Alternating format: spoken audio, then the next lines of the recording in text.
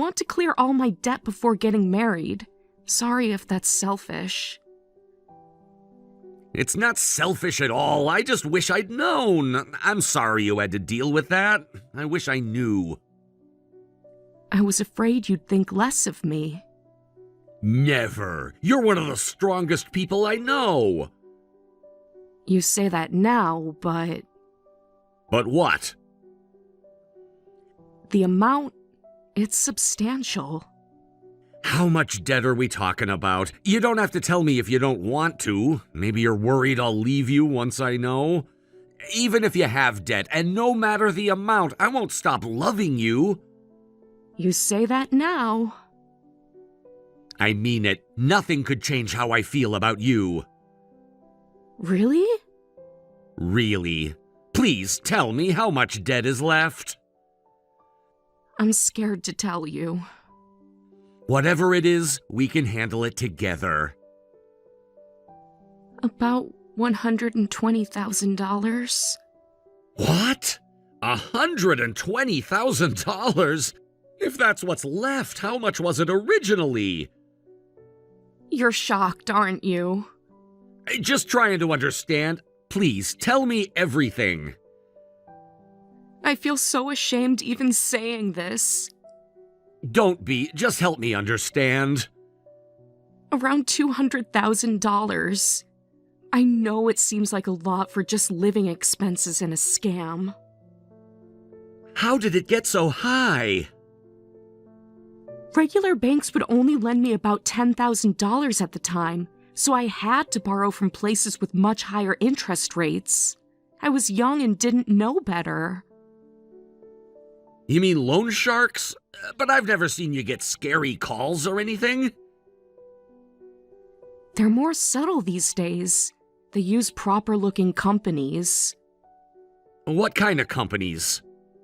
The companies seemed legitimate enough. But the interest rates weren't? They were complicated. Could they have been a front for something shadier? Although I guess that's not likely since the debt is actually going down. So you can't marry me until this $120,000 is paid off? I'm really sorry about all this. It's not your fault. I should have been smarter. It's all my fault. Stop blaming yourself. We all make mistakes. Let me help you pay it off. What? You heard me. Let me help. No, I couldn't possibly. I mean, I want us to live together sooner rather than later, and it'll go faster.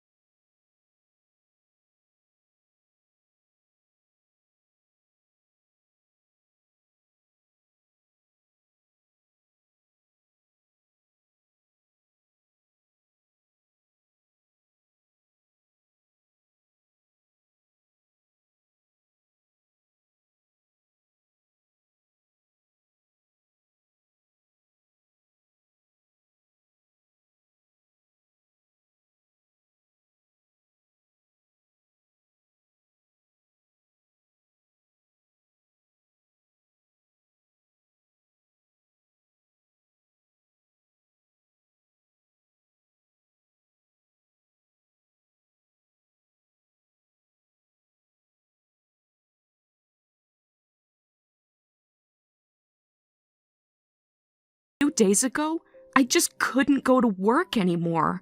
I decided to take a break. I've been working nonstop for so long. Why didn't you say something sooner? I thought I could handle it.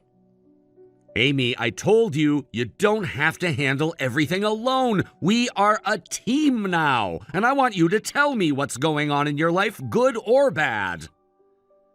I feel so useless now.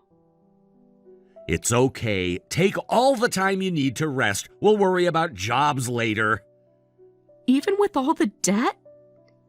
Your health comes first, always, not the money. But the payments. We'll figure something out. I'm really sorry. Now you're stuck with the payments by yourself, but I'll try to get better quickly. Don't even think about the payments right now. Again, your health comes first. But there's still so much money. I will try to get a job as soon as possible. I don't have any time relaxing yet. Money isn't worth your health. Don't push yourself. Don't worry about the debt right now. But wait, what about your living expenses? You won't have any income now. I've saved a little. I have some emergency fund, and I'll get unemployment benefits for a while, so I should be okay. Are you eating properly? I am trying to. What does that mean? Some days are harder than others. You know, you could move in with me. That's sweet.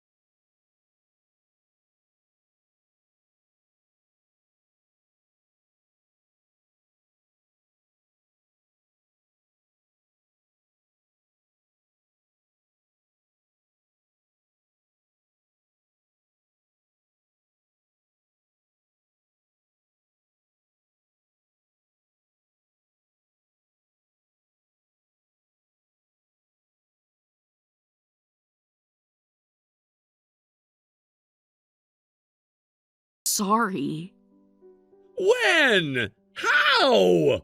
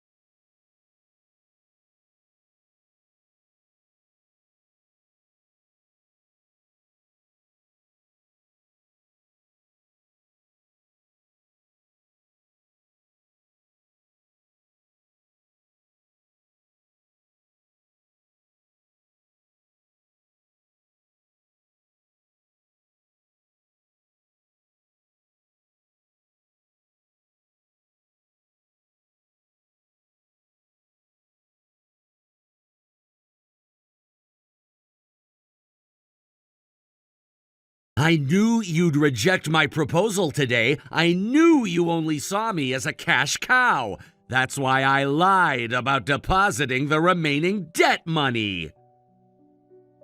What? You didn't transfer the money? Don't lie to me. Nope. You tried to scam me. You proposed just to get money, right? You're making wild accusations. Am I? Let's talk about your parents. What about them? They have nothing to do with this.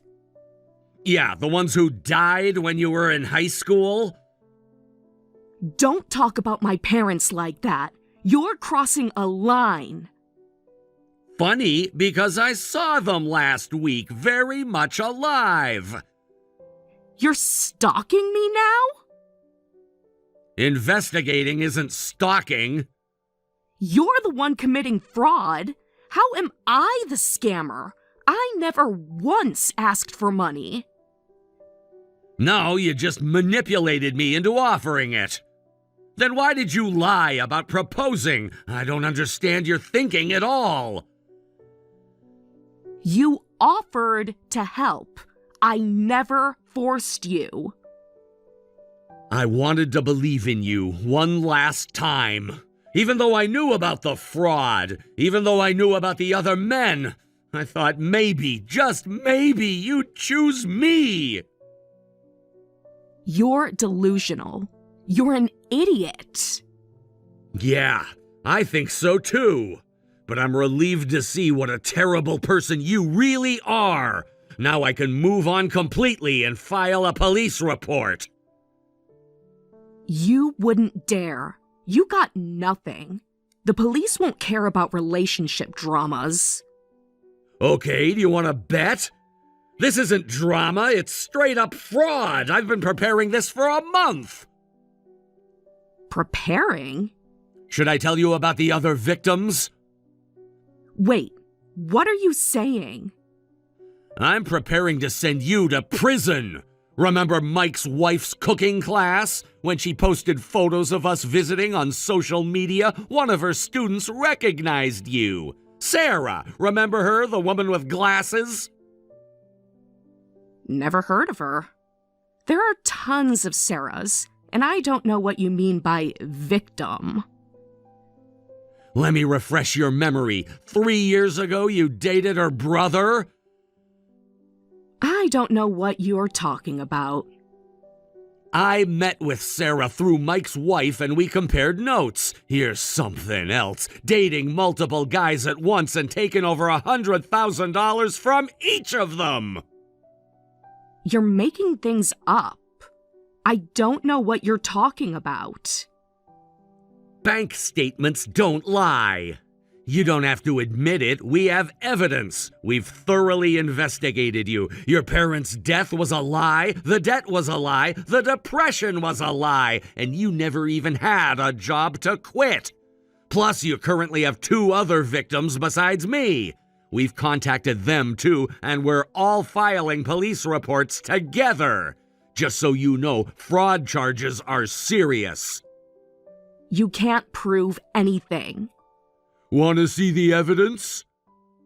What evidence? Bank transfers, testimonies, photos, text messages. Wait, you're really going to file a report? First thing tomorrow morning.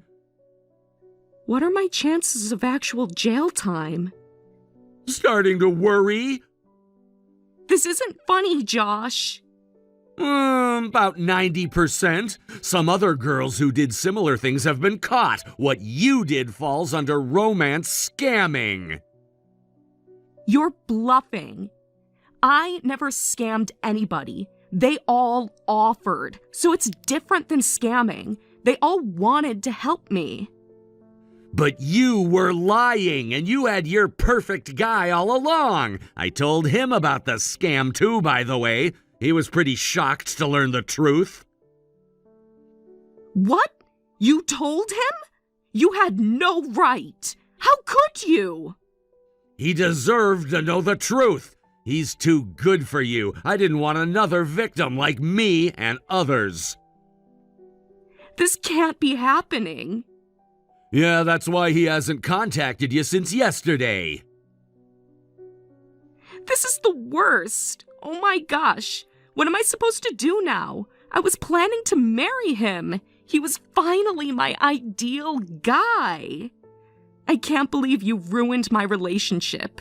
You are ruining my life. Please don't do this. You've got some nerve complaining after stealing money from all of us. Even if your boyfriend decides to stay with you, marriage isn't happening anytime soon. You'll definitely get prison time when you're arrested. Josh, wait. Don't file the report. I can't do this. I'll marry you. That means it's not fraud, right? I'll do whatever you want. Oh, wow. Now you want to marry me?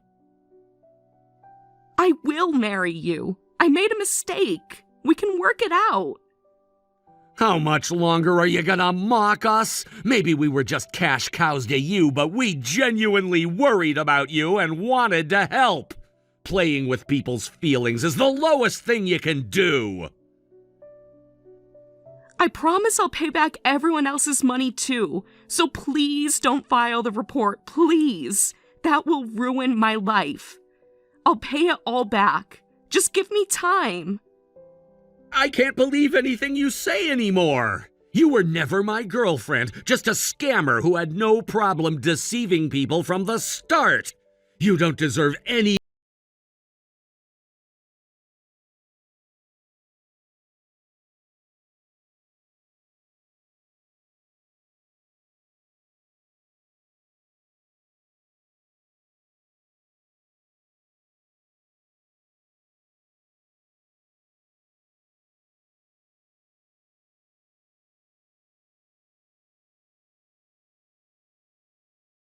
File reports.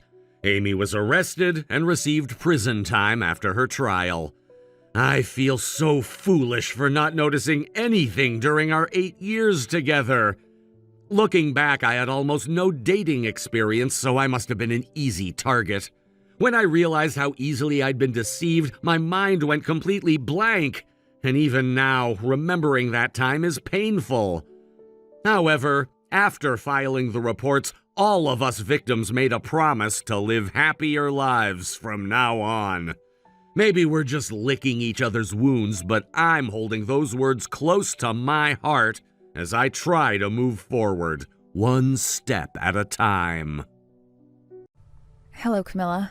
I'm sorry to text you out of the blue like this, but I have some news. I'm sorry to say that your mother passed away a few minutes ago. She went very peacefully, just like she was going to sleep. She didn't suffer or struggle or anything. Oh, I guess I didn't make it back in time to see her. I shouldn't have gone on this vacation after all. Don't be too hard on yourself. Your mother wouldn't have wanted that. It was sudden, too. There was no way you could have seen it coming. Are you all right, Camilla? You're on the train right now, aren't you? Yeah, I'm riding the train on my way home now. Don't worry about me, I'm fine. I've known this moment was coming for a long time now. I was prepared for it. I'm more concerned about Brad, to be honest. He always loved Mom so much. Yeah, Brad's still in the room with Mom right now, saying his goodbyes. You know, Daphne, it's times like these that make me glad that you were there with Mom. I wouldn't have been any help to her. No, don't say that. It isn't true. It's all right, Daphne. I'm aware of my own shortcomings. You and Bran were living with Mom, so you guys were the ones who always had to take care of her. I only came by every once in a while to say hi, that's all. You can't help that. You have your own family to take care of. Well, in any case, it does feel good to hear you say that, Daphne. Thank you so much. So much for taking care of Mom for the last 3 years. I'm sure it must have been super difficult for you, especially since Mom's dementia started getting worse towards the end. I was glad to do everything I could for her. She was my mother-in-law, but she always treated me as if I was one of her own children. And yes, it certainly isn't easy to take care of an elderly woman with dementia, but I have many more fun memories of the time I've spent with her. I know that there's no one but you that Mom would have wanted taking care of her. Oh, thank you for saying that, Camilla. That's so sweet of you. Again, I'm just being honest over here. I kind of feel like I wasn't a very good daughter to my mom. I mean, I'm her actual biological daughter, but I haven't been able to do a single thing for her for years. I'll bet she was angry at me for not being there when she died. No, Camilla, I know that's not true. Back before she lost consciousness, she was always telling me to tell you that she loves you and hopes you're enjoying your life. Really? I don't know. I always thought that I was nothing but a burden on my mom. I wasn't even around much to help her in her old age, so I wouldn't be surprised if she had completely forgotten about me. Well, I don't have any kids of my own, so I can't say this from experience, but I'm sure that children always have a special place in their parents' hearts. So please don't think that she was bitter or angry at you. That isn't the case at all. Wow, you really are a sweetheart. You know that, Daphne? I'm just saying what I really think. I know this is a difficult time for you, but we'll be here for you when you get here. So please, take care on your way. Thanks, Daphne. Will do. I'll probably be there in about 3 hours or so. Do me a favor and let Brad know I'm coming too, okay?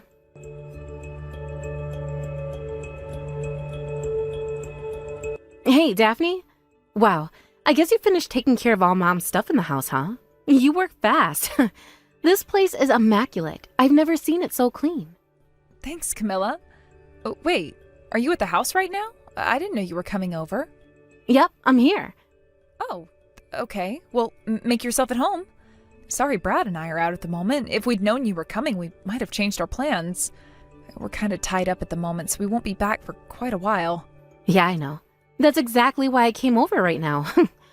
Huh? Make sure you have all the rest of your stuff out of the house by the end of the day, okay? What? Camilla, what are you talking about? Okay, so the other day, Mom's lawyer came by my house. He brought Mom's will with him, and he said he needed to read it to me. And guess what it said? Mom said she wants me to inherit the family house. Oh, is that so? Yep, but wait, there's more.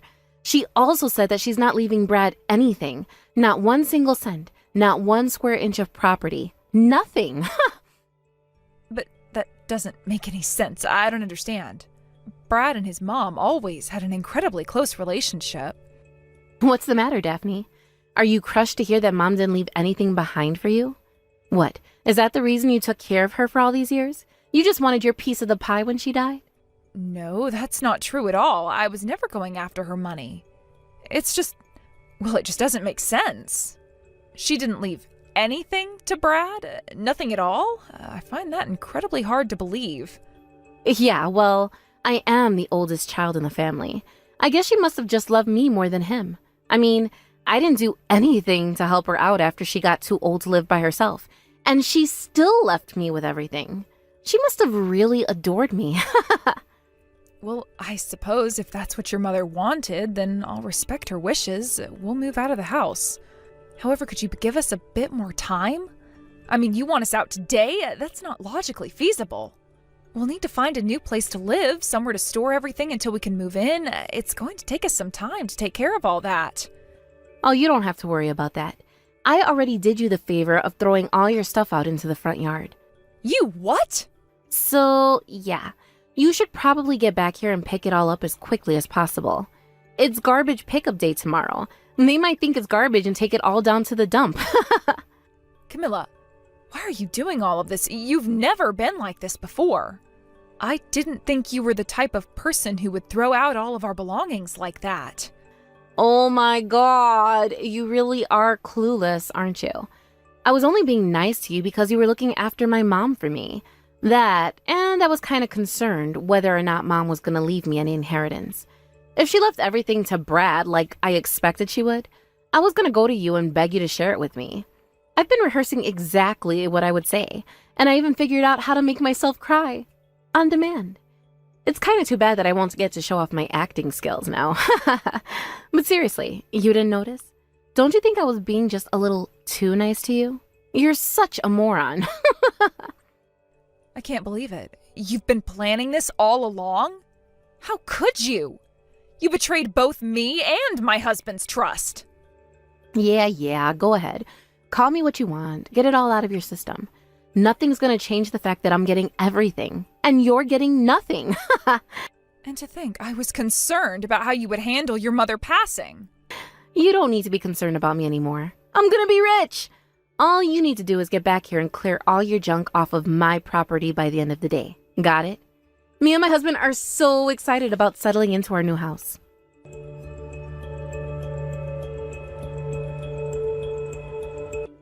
Hey there, Daphne. How are things, sweetheart? What do you want? Well. Aren't we feeling nasty today? Be careful, Daphne. Your sweet and submissive personality is the only thing you've got going for yourself. If you give that up, what will you have left? I'm sweet to the people who deserve it. You don't. Don't you think you ought to be a little more careful about how you speak to me? You guys are in big-time financial crisis, aren't you? I have no idea what you're talking about. Oh, sure you don't. Sure. You're not fooling anyone, Daphne. You know just as well as I do that you and Brad were ruined the day I kicked you out of the house. I mean, I see you two meandering around the local park just about every day. Are you living there now? You're homeless, aren't you? Plus, I've seen you eating meals there too. Well, you're right about one thing. We have been taking walks through the park quite regularly lately. We moved into the condominium complex that's right across the street from that park. So it's become part of our routine to grab a coffee and donut from the nearby cafe in the afternoon and go for a stroll in the park. Huh? The condominium complex? You mean the one that just got built recently? Yep, that's the one. Okay, you're going way too far with the lies now. There is no way that you and Brad are living in one of those condos. What's your goal here, Daphne? Did you think you were going to show me up by lying about living in a luxury condo or something? It's not about showing you up at all, Camilla. All I'm doing is telling you the plain and simple truth. Wait a minute. Don't tell me. The reason Mom didn't leave Brad anything in her will was because she already gave you all the money while she was still alive? That's it, isn't it? That's not fair. No one ever said anything about that to me. Calm down there, Camilla. That's not what happened. Then explain yourself. How on earth were you two able to move into that luxury condo? It's quite simple, really, if you think about it. We've been living with your mom for over 3 years now, and in all that time, we didn't have to pay 1 single cent on rent, utilities, that sort of thing. Plus, when I wasn't taking care of your mom, I was working from home. With extremely low expenses as well as 2 incomes, we've been able to save up quite a good deal of money. Okay, sure. Maybe. But enough to live there? There's no way. It's not just the money we've saved up in the last few years. Brad and I also had quite a bit of savings from when we were single. Neither of us have any expensive hobbies or interests, so yeah, we had more than enough money to move here. I don't believe that stupid story for 1 second. You're still sore for me taking everything away from you, and are just saying this to make me feel jealous. I see right through you. I'm not really concerned whether you believe me or not. We don't have any intentions to invite you over for dinner anytime soon, or ever, frankly. Really, we'd rather not have anything to do with you ever again, if at all possible. Yeah, well, the feeling's mutual. I don't want to see either of your faces again. If that's true, then why did you go out of your way to text me just now? I wanted to give you a warning. I don't care how much trouble you're in. I will never give you a single cent of the money or property I got from Mom. A couple of broke losers like you would just waste it on something stupid anyway. I see. Understood. Thank you for the warning. Now, never show your face around here again. You don't even deserve to look at Mom's old house. She kicked you out, not me. She hated you and loved me. Only me. The only reason she kept you losers around is to be live-in nursing staff. Don't blame me or even Mom. It's your fault for being such losers.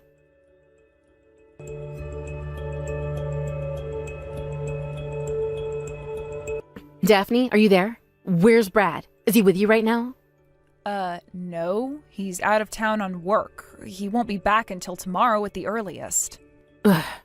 Okay, well, then is something going on with his phone? I keep trying to call him, but the calls don't go through. Oh, I can explain that. He's not in the country right now. He went to his company's UK headquarters for a global conference. Oh man, okay, then I guess I'll just have to talk to you. They're trying to kick us out of the house. What? Who's they? Mom was in debt, like a lot of debt. You guys didn't know? Wow, really? I had no idea. You really didn't know? No, Camilla, I'm sorry, this is the first I've ever heard of it. Mom had about $100,000 in her savings account, but even that isn't enough to pay it all off. I mean, we could even sell the house, and that wouldn't be enough to pay it off. And now I'm on the hook for that debt. Well, I'm afraid there's nothing that you can do about that. You were the sole inheritor of your mother's estate. That means that you get all of her assets, including negative ones. I had no idea she was in so much debt, but a bunch of guys in suits came by the other day and told me that I gotta pay. I asked them why, and they said that since I had spent some of her money and was living in the house, I have no choice. You might have known, but Brad had to have known. He tricked me. Oh, wait a minute, that reminds me. Before your mother passed away, she gave me a letter. A letter? What did it say? That's the thing, I never opened it. She said that I should open it if I ever needed answers. She also said that it wasn't her will, though. I had no idea what to do with it, so I just set it aside up until now. Yeah, well, I need some answers, so read it right now. Maybe she had more assets that she didn't tell us about, like a bunch of gold bars buried in the backyard or something. Okay, give me a moment. Hurry it up! I'm in the middle of a bona fide crisis over here. My husband is furious. He says there's no way he's gonna pay it off for me. If I don't get my hands on a lot of money fast, he's probably gonna divorce me. Oh, everything makes perfect sense now. Did you read it? What did it say? It says here that your mom's plan all along was to force her debt onto you. What? Back when your mom was still alive, you were taking money out of your mother's account without her permission, weren't you? Not only that, you took some of her jewelry and other valuable things, sold them, and kept the money for yourself. And despite all that, you would come crying to her all the time, saying you had no money and needed help. I have a family to support. We've gone through some hard times. I thought I could count on her to support me. She was my mother, after all. From what your mother says, you were asking her for quite an unreasonable amount of money. She also recounts what you said to her when she came to you and asked you to help her out around the house. I have way better things to do with my time than babysit an old woman. Did you really say that to your own mother? Jeez. She also said that after she was diagnosed with early signs of dementia, she noticed that anytime she left you alone in a room with her wallet, a few bills would mysteriously go missing. But apparently, the thing that finally pushed her over the edge was when you stole the ring that your father gave to her on their anniversary and sold it for scrap gold. I don't believe it. She remembered all that stuff? She was only in the early stages of dementia when she passed away, Camilla. Do you know how dementia works? You don't suddenly forget everything overnight. And even if dementia gets worse, there are times when people remember things very clearly and times when they forget. It's a pretty unstable condition. So you mean to tell me that my mom really was mad at me all this time? Well, based on a simple reading of the letter she gave me, I'd say yes, she was very mad at you. She got so sick and tired of you stealing her things, she decided she would put a stop to it. She took out a large loan and simply left it in her account. And you took the bait. Wait, hold on. That means the money I was taking out of her account, that wasn't hers? That was the money she borrowed? Yep, that's exactly right. She was also deliberate to only make payments on the interest so that you would be left with the full amount of the principal. I can't believe it. How could she do this to her own daughter? Considering all the terrible things you did to your own mother, I'd say you don't have any room to complain. I've got plenty of room to complain. I'm screwed. What am I supposed to do now? Don't ask me. I guess your best option is to sell the house and work off the rest. But if I sell the house, where am I supposed to live? I'm pretty sure there's a nearby building where you can get a studio apartment for about $3,000 a month. I can't live there. Are you kidding me? Oh man, what am I gonna do? Wait, you're living in that sweet luxury condo, aren't you? Let us live with you. No. Why not? It's not like you're using all the space. You don't have any kids or anything. It's just the two of you. You can let us stay in your spare room for a few months. The issue isn't whether or not we can. We have no responsibility or duty to help you out at all. Don't you understand how much debt I just got thrown onto me? I have a pretty good idea, but I also don't see how that's any of my problem. You have to help.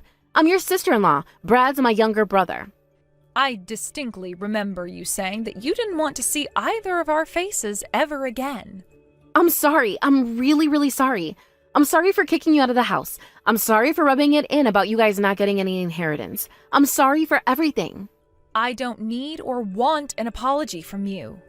There's nothing you could say or do that would get us to forgive you for what you've done. Well, maybe you won't forgive me, but what about Brad? I know that he'll help me for sure once he knows how much trouble I'm in. He's always loved me, ever since we were little kids. I'm his big sister. He explicitly told me that I don't need to waste any time dealing with you anymore. But then why did you even respond to my text just now? Actually, I turned off notifications for you a while ago. I was planning to block you, but I never got around to it until now. I was about to do just that when I saw you had texted me. You seemed like you were panicking about something, so I thought it might be entertaining to see what your problem was. And boy, oh boy, was I right. You're the worst. I'm in the biggest crisis of my life right now, and you're mocking me? I'm the worst? If I was the worst, then why are you the one that got stuck with all that debt instead of me? Please, Daphne, please, I'm begging you. It's fine if you don't want to let us live with you, but can you at least give us some money? If you can afford to live in that condo, then you have to have enough savings to give us a hand. I wouldn't even loan you $100 if I had Elon Musk kind of money. Come on, Daphne. I don't want to deal with all Mom's debt. You're the one who drove her to take out all that debt, Camilla.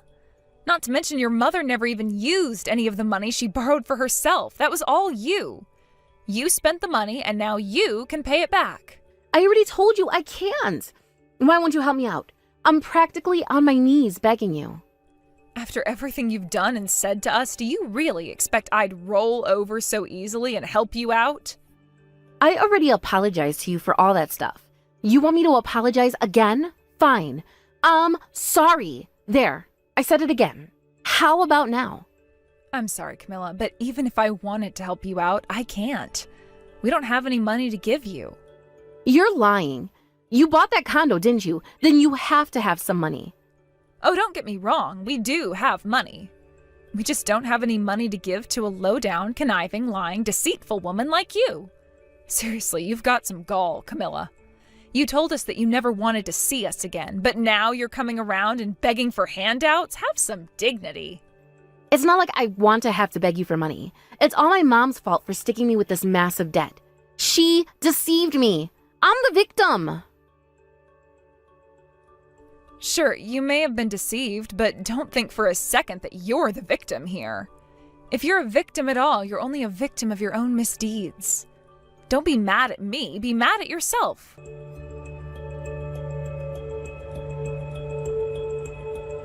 Not long after that last text exchange, Camilla exhausted all of her options and decided to sell her mother's house. However, that was only enough to cover half of the debt she was now on the hook for. As for the other half, Camilla's going to have to pay that all back on her own. She told me her husband said he wasn't going to pay it, and it looks like he meant it. He left her behind and moved back in with his parents while she figured everything out by herself. Apparently, if Camilla had acted sooner, she could have disclaimed her inheritance and avoided this mess altogether. However, it just so happens that I read the contents of that letter to her just one day after the legal deadline for disclaiming. Ouch. Although, since she had already spent a bunch of money on herself, she probably would have had a difficult time disclaiming anyway. A few days ago, I saw her standing out on the street in front of our condominium building, scowling up at where our room was. We called security on her. They promptly whisked her away from the premises, and we never saw her again after that. I have no idea where she is right now or what she's doing. Well, I take that back. I'm fairly certain that she's still struggling to deal with her mother's special parting gift for her. As for me and my husband, we were never after his mother's estate. We decided to move in with her and take care of her because we love her.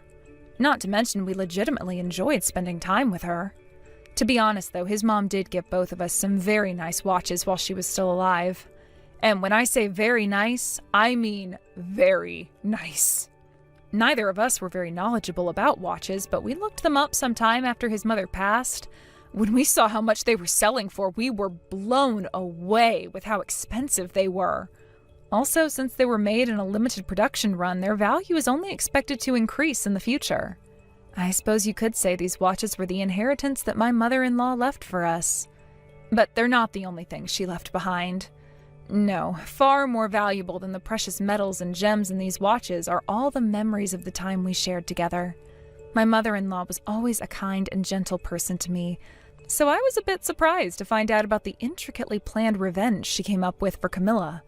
I'll bet knowing she was able to teach her a lesson she'll never forget was what helped her pass away so peacefully. Good morning, Marlene. How are you feeling today? And tell me, did you like the beef and bean chili I brought over for you yesterday? I made it extra spicy, just the way you like it. Good morning, Mom. I'm feeling about as well as I can be, being as far into my pregnancy as I am. And, about the chili you brought over yesterday, I'm really sorry, but ever since I got pregnant, my stomach just can't handle anything spicy. I wasn't able to eat any of it. What? You didn't eat it? Yeah, like I said, recently it's been so bad that if I just smell something spicy, my stomach starts to churn. I have enough stomach trouble with morning sickness, so I decided I would hold off on spicy stuff until after the baby is born. Of course, after that, I'll have to wait until I'm done breastfeeding. Ugh, it's really the worst not being able to eat all my favorite spicy foods. But that son of yours sure loves his mother's cooking. He ate 3 bowls of it. He asked me to tell you it was delicious and feel free to bring another pot over anytime. Marlene, do you have any idea how long I worked on that pot of chili for you? I slaved all day over a hot stove to bring you one of your favorite foods, and you couldn't even eat one single solitary bite?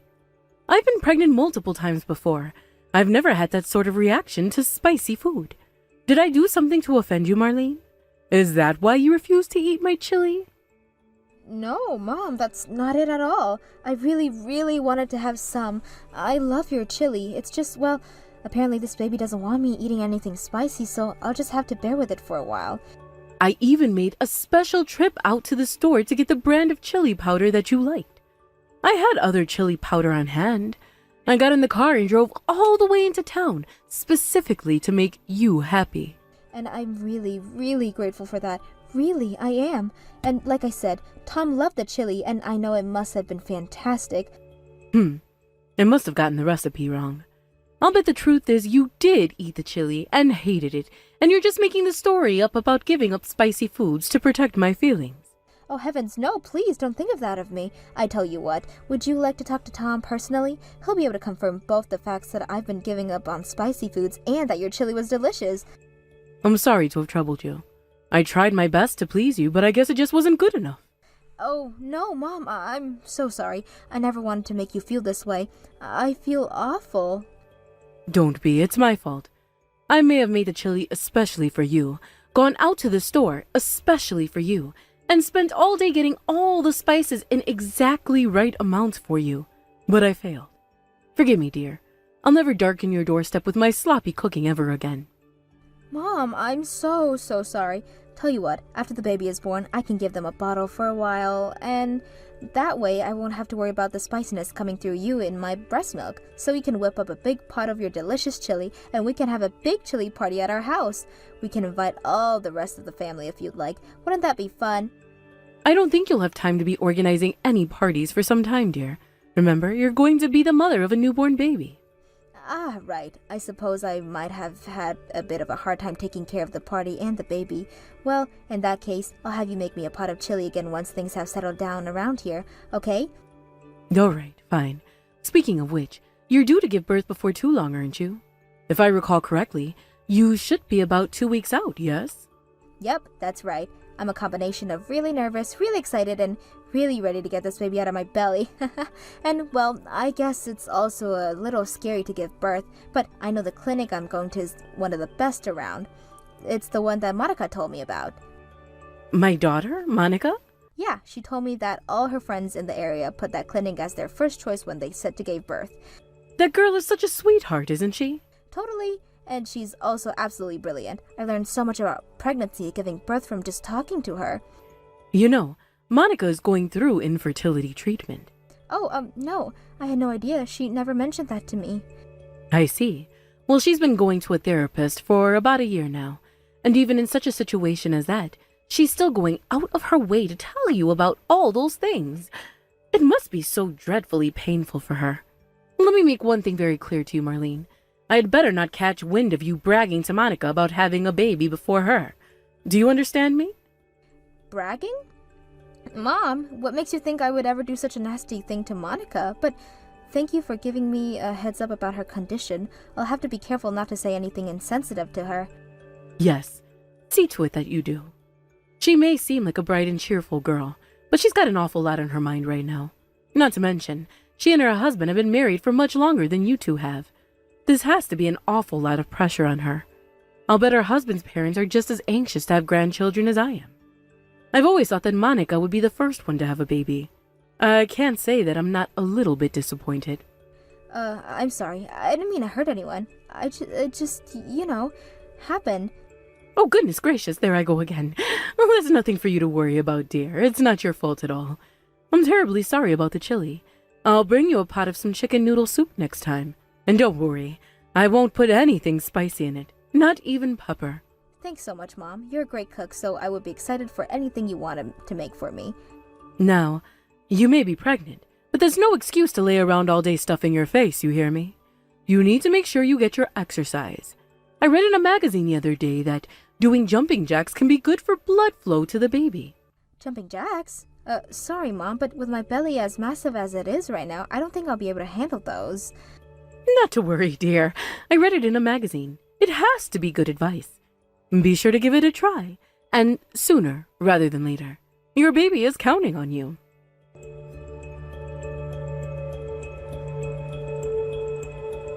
Hey there, Mom. I hope you made it home safely. I just wanted to tell you thanks again for stopping by the clinic today. I'm sorry if I seemed a bit out of it. I was just a bit tired from, well, you know what. Nonsense. I don't blame you at all. I've given birth twice myself. I know exactly how taxing it is on a woman's body. You go ahead and get all the rest you need. Trust me, you're going to need it. Thank you very much. I intend to do just that. It was odd, though. Huh? What was odd, Mom? The baby's face. The baby's face was odd? Indeed. She didn't look like my son at all. Really? Well, I guess she's a newborn, and I'm sure the resemblance will come out eventually. Oh, but if you ask me, I'd say her ears are really just like Tom's. I wouldn't be so sure if I were you. I'll never forget the day Tom was born. He was such a precious little angel from the moment I first laid eyes on him. But that baby, I feel like with that face, she would have been better off being born as a boy. That's an odd thing to say about your grandchild. But again, I'm sure she'll start looking cuter and cuter as she grows. For her sake, I hope you're right. If she doesn't lose that face soon, I would be surprised if she ever found a boy willing to marry her. Have you considered putting away some money in case she needs to have plastic surgery in the future? If she's still that ugly by the time she's a teenager, you'll want to act as soon as possible. And plastic surgery can be expensive. Okay, Mom, really, that's enough. How can you be talking like this about your own granddaughter? Both me and my husband love her with all our hearts and think she's the most beautiful thing we've ever seen. So please stop talking about our daughter that way. It's incredibly hurtful. What's the big deal? I'm just giving my honest opinion. Everyone's entitled to have their own opinion, aren't they? And I've got the right of freedom of speech, haven't I? You are more than free to think whatever you want about me, my husband, or our daughter. However, you also have a responsibility to watch your mouth and not make awful and unnecessary comments. My oh my, Marlene. I had no idea you had this kind of personality. Are you showing me who you really are now that you've popped a baby out? You sound like you're in the early stages of becoming a controlling, overprotective parent. I'm even more nervous about that girl's future now. I'm sorry, are you the only person entitled to say what they think around here? I always thought you were a good, submissive little girl. But now that you've given birth, all of a sudden you think you have the right to be giving me orders. If this is how you act around your betters, just imagine what an awful personality you're going to pass on to your daughter. When you married my son, you vowed to never talk back to me about anything. That's what it means to be a good daughter-in-law. I made my vows to my husband. I don't recall making any promises regarding you, especially not any promises to sit back and allow you to hurl hateful, hurtful comments about my newborn daughter. Oh, you're just being overly dramatic now. I haven't said anything hateful or hurtful. All I did was say the truth. You've got no business getting angry at me for that. Well then, I see this is how you're going to be. Thank you for making it very clear to me what kind of person you are, Mom. Excuse me? I don't like your tone, Missy. What was that supposed to mean? If you got something to say to me, then say it. I'll pass. There's absolutely nothing positive that can come out by continuing this conversation. And now we see you for what you truly are, Marlene. It's just as I thought all along. You've got no business raising a child. You don't know the first thing about respect. I don't want to hear any lectures about respect from you, Mom. You can think whatever you want about me, but I know exactly the kind of mother I'm going to be. I will love this girl with all my heart and soul, and I will never say anything to her as hurtful as what you just did. You silly little girl. Don't you realize who you're talking to? I'm a mother of 2 children, and I say that you're not fit to be a mother. I'm an expert on mothering, and don't they all say to follow the experts these days? Oh, mercy. Why did you get pregnant instead of Monica? What to do? I suppose at this point, the only thing I can do is ensure the child is raised well in a loving home. With you taking care of her, I doubt she'll live to see her first birthday. I don't believe you. How dare you talk to me like that? Oh my goodness me. Did I say that out loud? Sorry, the little thought was supposed to stay in my head. You could forget I ever said it.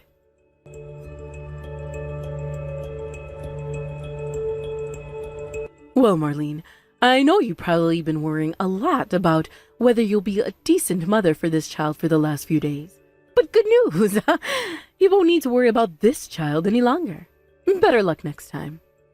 What? What are you talking about? Don't tell me you still haven't noticed. What on earth are you doing right now anyway? I just got done eating dinner and I was about to walk back to my room to lay down for the night. I'm probably gonna regret saying this, but why do you ask? Ah, so then you wouldn't know yet, would you?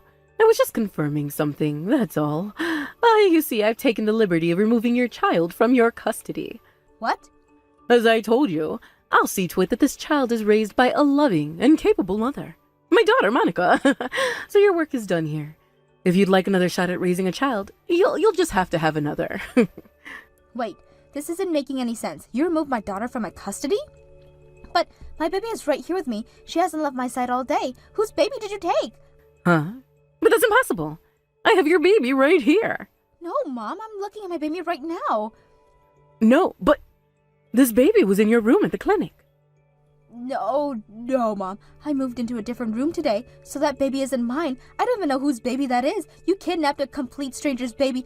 This is unbelievable. What are you thinking? I guess that explains why all the clinic staff have been in a total panic today. Hold on. You're trying to trick me, aren't you? Bring that baby back to the clinic this instant. The police have already been called. They're talking to the head nurse right now. I'll go ahead and tell them what's going on. Oh my God, I can't believe this is happening. Marlene, if you're bluffing to get me to give you your baby back, tell me right now. It's not a bluff. You kidnapped a baby, a newborn baby.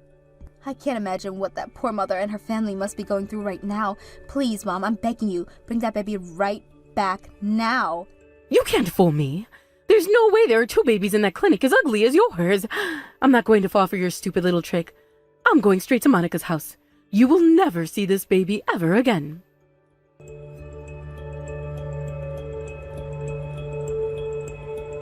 Hello there, Marlene. Do you happen to have a moment to talk? Huh? Mom, is that you? You, Tom, and Monica all blocked my phone number, so I had to get a brand new phone. Please, Marlene, I won't take long, but won't you please let me speak my piece? What do you want now? I'd rather never have anything to do with you ever again if that's possible. I know, Marlene. I know. I did an indescribably stupid and evil thing. The moment the police officer slapped the handcuffs on me and dragged me into the police car, I realized just what a fool I've been. From what I heard, the family whose baby you kidnapped agreed not to press charges. I take it you reached some kind of statement? That's right. My husband agreed to pay them the amount they asked for in order to keep me out of prison. And in exchange, he kicked me out of the house. I see. I never thought that I would be looking at a divorce at my age, much less having every single member of my family turn their back on me in unison. Things weren't supposed to turn out this way. You ripped a newborn baby out of the arms of his mother. You actually just walked into a hospital room, grabbed the first baby you found, and ran out of the door. I don't think you have any room to be complaining about your husband divorcing you, especially seeing how he paid the family off to save your skin. I know, Marlene, but I did it all for Monica. Don't you dare try to blame Monica for this. She would never have wanted any part of this insane scheme you came up with. This is all your fault. You had some sort of psychotic break and did irreparable damages of two families. You're a mother too, aren't you? Surely you can understand the desire to go to any and all lengths for your child. I wanted nothing more than Monica to have a child of her own. She deserved to have a baby to hold, love, and nurture. Yes, Mom. Monica wants children, her own children.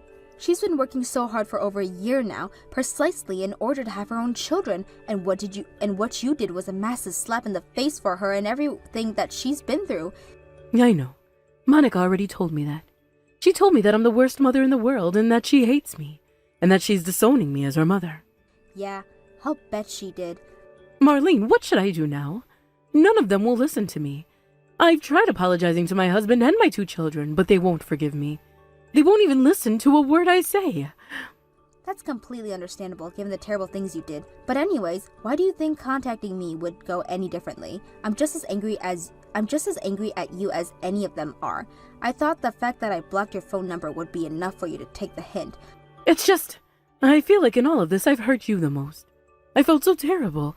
I thought that unless I got the chance to properly apologize to you, the guilt would drive me insane. Don't bother. You're far too late to apologize for what you did. I will never forgive you, and once this conversation is over, I will never be speaking to you ever again. Please, Marlene, don't be that way. After all the time we've shared together, don't you remember when we talked about having a chili party after you gave birth?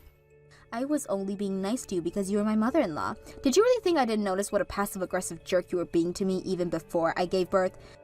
Well, you spent over enough chili to feed 10 people, despite knowing that I can't eat spicy food right now. And you told me to do jumping jacks 2 weeks before my due date? Are you freaking out of your mind? But I was really just trying to help you. Yeah, I'm sure you were trying to help me. Give birth prematurely, that is. Oh, and it's not just the chili. You've gone out of your way to cook food for us that you know I can't eat. I lost track of how many times you sent us over those 40-piece sushi platters. pregnant woman can't eat raw fish. Not to mention all the meat you sent us was cooked. Just a little bit raw. Chicken, pork, beef, everything. Combined with the way you acted to me right before the birth, I got the message loud and clear. You were furious that I was pregnant and Monica wasn't. Admit it. I'm sorry.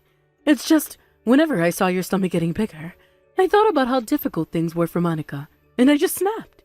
My maternal instinct took over, and I started acting like some kind of feral animal. The same thing happened when I took that baby.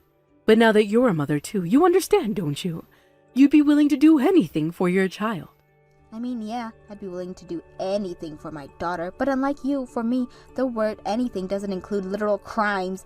I would never hurt people as much as you have and try to justify it by saying it's all for my daughter's benefit. Yes, and I've seen the error of my ways. I'll never do anything to hurt you or your daughter ever again. In fact, I want to be the best mother-in-law and grandmother that I could possibly be. Don't tell me. So please, I'm begging you. Can't you please let me live with you for a little while? I'm sure that my husband will forgive me before too much longer. I knew that where this was going. How shameless can you possibly be? And how much of an idiot do you think I am? I already made myself clear. I will never forgive you for what you've done. How can you say that? We're both mothers, right? Now that we've both given birth, I thought for sure you'd see things from my point of view. There's no point of view that makes it suddenly okay to kidnap a newborn baby and try to cause a miscarriage. But I already apologized for that stuff. Yeah, you gave me your self-serving apology that was immediately followed by begging me for help. I'm not going to work, Mom. How many times do I need to tell you? It's not going to work, Mom. How many times do I need to tell you? I will never forgive you, ever. But I don't have anywhere else to go. I'm homeless. My husband made me sign an agreement to give up any claims to alimony or asset division in the divorce when he paid off that family for me. And this is all your own fault. Please, Marlene. I know that I've done something utterly unforgivable, but I will never do anything of that sort again. I've changed. I'm not going to say this. I'm only going to say this once, so listen up. This isn't a matter of you apologizing, changing, or turning over a new leaf. Both me and your son have made it crystal clear to you that there is nothing you could ever do to make this right with us. You tried to kidnap our daughter from my hospital room. You should be counting your lucky stars that both our daughter and the baby you kidnapped were unharmed. Having you in the same house as my daughter is a risk that's far greater than I'm willing to take. It's difficult enough for me to even be talking to you by text right now. If I had to hear your voice or see your face, I think I'd go insane. I'm truly, genuinely, profusely sorry, Marlene. Stop wasting your time. It's time for you to go and deal with the consequences of your own actions. But think about it, Marlene. This is your first child. Taking care of a newborn is a lot of work, dear. And I just so happen to be an expert in the field of childcare, having raised two myself. I think you'll be glad to have me around to help. I have both my husband and Monica around to help me. You're not needed. Even if I was still completely alone, though, I still wouldn't want you anywhere near my child. I'd be too terrified of the negative influence you have on her. Why, Marlene? Why won't you forgive me? Mom, both Tom and Monica have made it very clear to you, haven't they? You're the worst mother in the entire world. You can take their word for it. They're both experts in being raised by terrible mothers.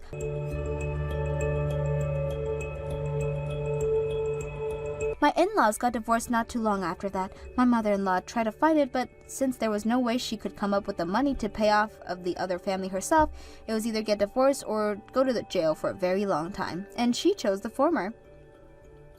The first place she ran for help was Monica's house. However, when she refused to take no for an answer, Monica called the police on her, and she hightailed it away from there when she heard the sirens. And that was the last any of us ever saw of her. I have no idea where she is or what she's doing right now, but I think we can all be confident that she's having a very rough time of things. As for my husband and I, we decided that continuing to live at an address that his mother knows was too dangerous, so we ended up moving. I'm obviously very busy taking care of my house and my newborn daughter, but my husband, sister-in-law, and father-in-law are all incredibly helpful. Oh, and I have more good news. A few months after Tom's mother disappeared, Monica found out she was pregnant. And now it's going to be my turn to pay her back with all the help that she gave me during my pregnancy. Hey, Tina? I bet you probably already know what I'm about to say, but I'm gonna be working late tonight. I hate how I haven't been able to spend much time with you lately. Oh no, really? You're working late again? How many days in a row is this now? Honestly, when's the last time you didn't work late? I know. I'm really sorry, but it's my job. There's nothing I can do about it. Don't wait up for me. You can go to bed whenever you're tired. Oh, and don't forget to lock the front door when you go to bed. I have my key with me, so I won't have any trouble getting in. You don't need to tell me to lock the door, Hal. I'm not a little kid. And seriously, what is up with your work schedule lately? Why are you all of a sudden working late every night? I mean, you are working, right? Of course I am. What's that supposed to mean? Are you really suspicious of me? If it'll put your mind at ease, go ahead and call my office. They'll tell you I'm here. Okay, whatever. You're working. I believe you. But why, though? You've never been this busy before. What do you mean, why? You know why. We've talked about this before, Tina, so many times. If we want to have kids, we're gonna have to start saving up as much money as possible. I put in a request to my boss to give me more hours, specifically for that reason. Yeah, I remember that, but that was last month. It took your boss a whole month to approve your request? Why did it take so long for you to actually get more hours? Corporations are an absolute nightmare to deal with, Tina. Nothing happens fast. Everything has to go through 6 departments, get 50 signatures, then go before a review board. My request finally got approved just last week, and really it happened a lot quicker than I expected it to. Sure, whatever. Seriously, Tina, what's gotten into you? I don't understand why you're acting like I'm doing something super suspicious. Have I ever said or done anything to make you be suspicious of me? No, Hal, not at all. It's just, that whole story about working extra hours and taking so long for approval. It seems like the kind of excuse someone who has something to hide would make. Really, Tina? Excuse? I'm telling you, Tina, I'm telling the truth. I'm really working late to help us save up money to support our future kids.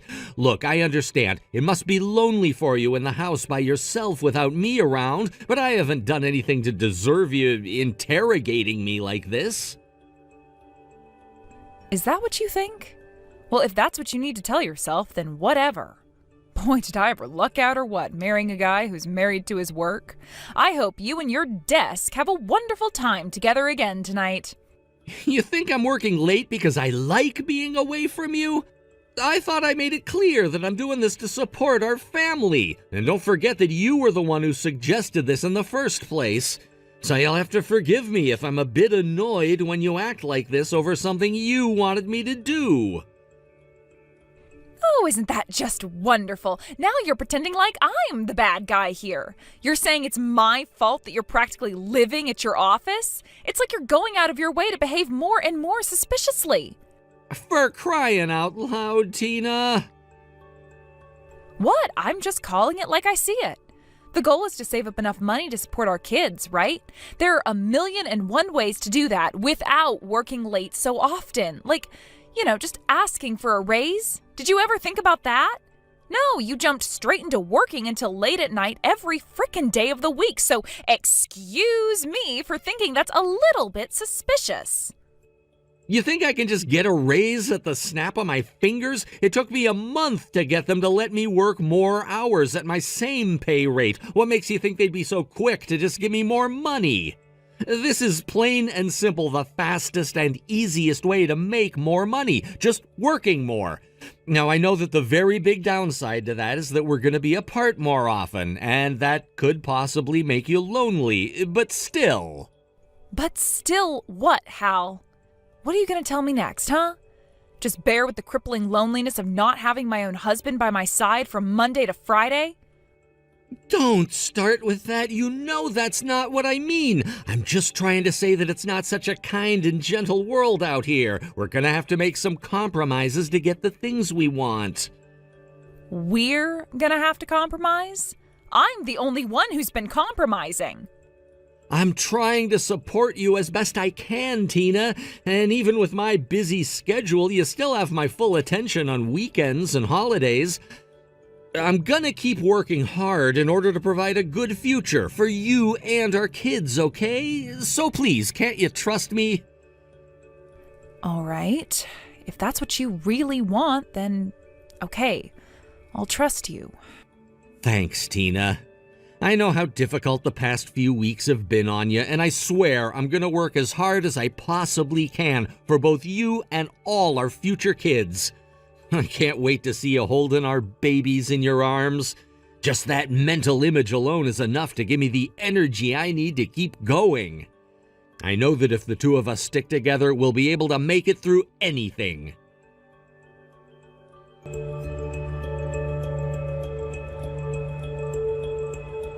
Hey, Tina? So, where are you right now, and what are you doing? I don't see you anywhere around the house. Did you go somewhere? Did you maybe go out to see one of your friends? Well, I see you finally decided to come home. Sure took your time getting back from work today. Again. Are we really still doing this? I worked extra hours today. I told you I was going to be late when I left the house in the morning. Yeah, I remember. Anyway, if you're home now, that means you must have seen what I left there for you, right? I put it on the coffee table in the living room. Go on and take a look if you haven't yet. You mean the business card? Yeah, I saw that. I was wondering what the deal was. It says it's for some law firm? Did you go and talk to them about something, or...? Yes, I most certainly did. Okay. About what, though? Are you in some kind of legal trouble? Wish you would have come and talked to me first. No, that's not it. I'm not the one who's in any legal trouble. You will be, though, very shortly, because I'm divorcing you. Wait, what? Divorce? Are you serious? But why? I don't believe this. Are you really gonna pretend like you have no idea? Like you didn't see this coming? I'm not pretending. I genuinely have no idea what's going on. Did I do something to hurt you? If you have some reason for wanting to divorce me, stop playing games and just come out and tell me. Wow, you're really gonna keep up the bit, huh? You don't have any shame at all, do you? After what you did to me? Stop beating around the bush, Tina. I'm freaking out over here. Would you please just give it to me straight? Tell me why you want to divorce me. I shouldn't have to tell you. You should just know. It is all your fault, after all. What is my fault? What? I'm begging you, Tina. Pretend like I have amnesia or something and forgot everything that happened before 5 seconds ago. You're the one who's pretending to have a bad memory. It's not going to do you any good, though. I already talked to a lawyer. He's getting ready as we speak to sue you for everything you've got. What? You're suing me again? For what? I'm not going to leave you alone until you give me some answers. I don't feel like talking to you. It just makes the pain worse. You can talk to my lawyer if you want to know more. I already told him everything. Is this some kind of a prank? Seriously, what on earth is going on with you? Why won't you just talk to me, Tina? I'm your husband. You're not going to be able to pull the husband card on me for much longer, Hal. Give it up. I have nothing to say to you. Talk to my lawyer. If you want answers, you're only going to get them from him. Goodbye.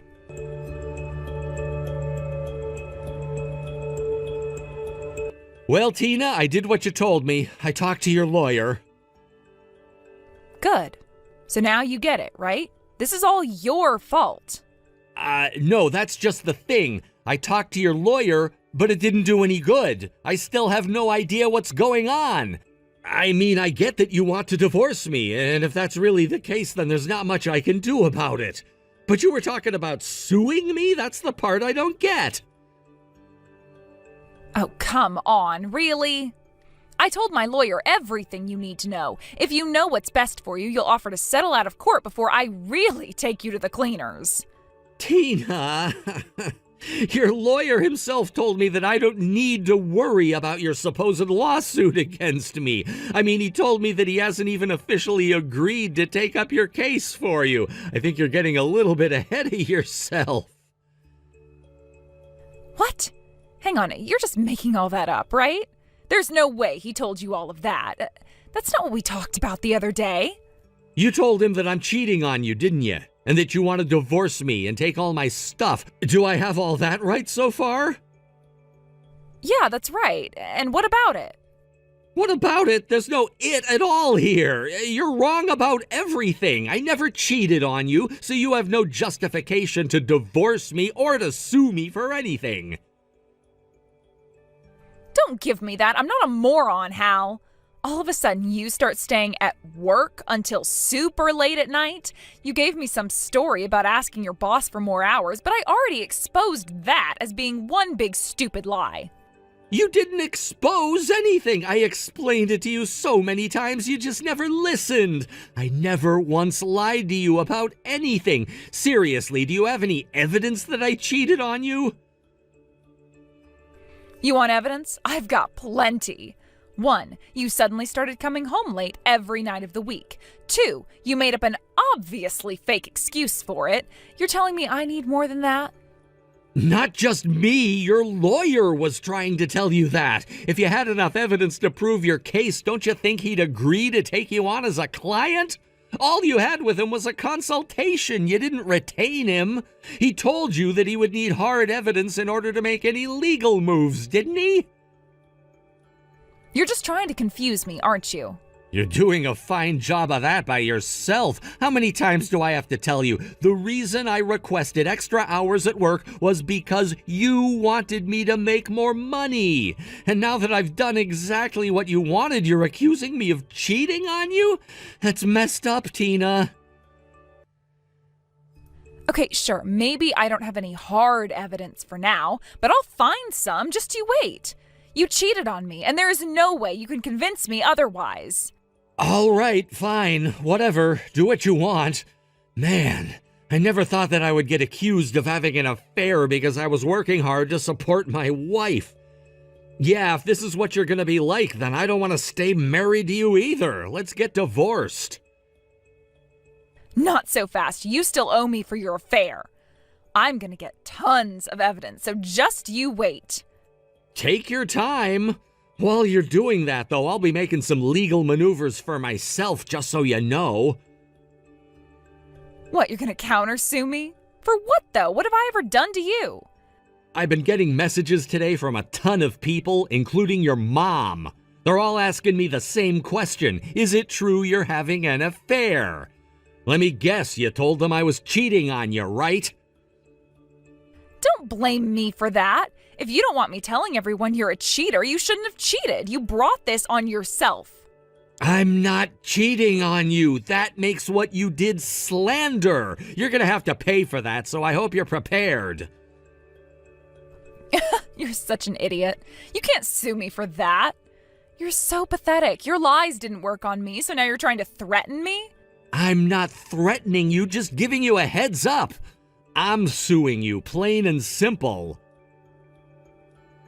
Oh no, I'm so scared. While you're wasting your time on your doomed lawsuit against me, I'm going to be hard at work digging up evidence of your affair. So don't come crying to me when you realize what an idiot you've been all this time. Wow. That's exactly what I was about to say to you. Anyway, good luck with the wild goose chase. You'll be hearing from my lawyer soon.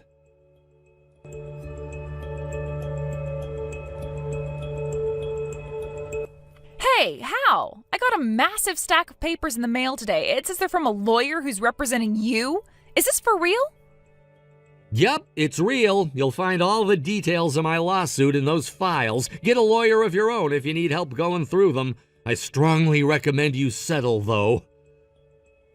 That's not what I meant. I know these are real. I meant, are you for real? Are you really gonna sue me for slander?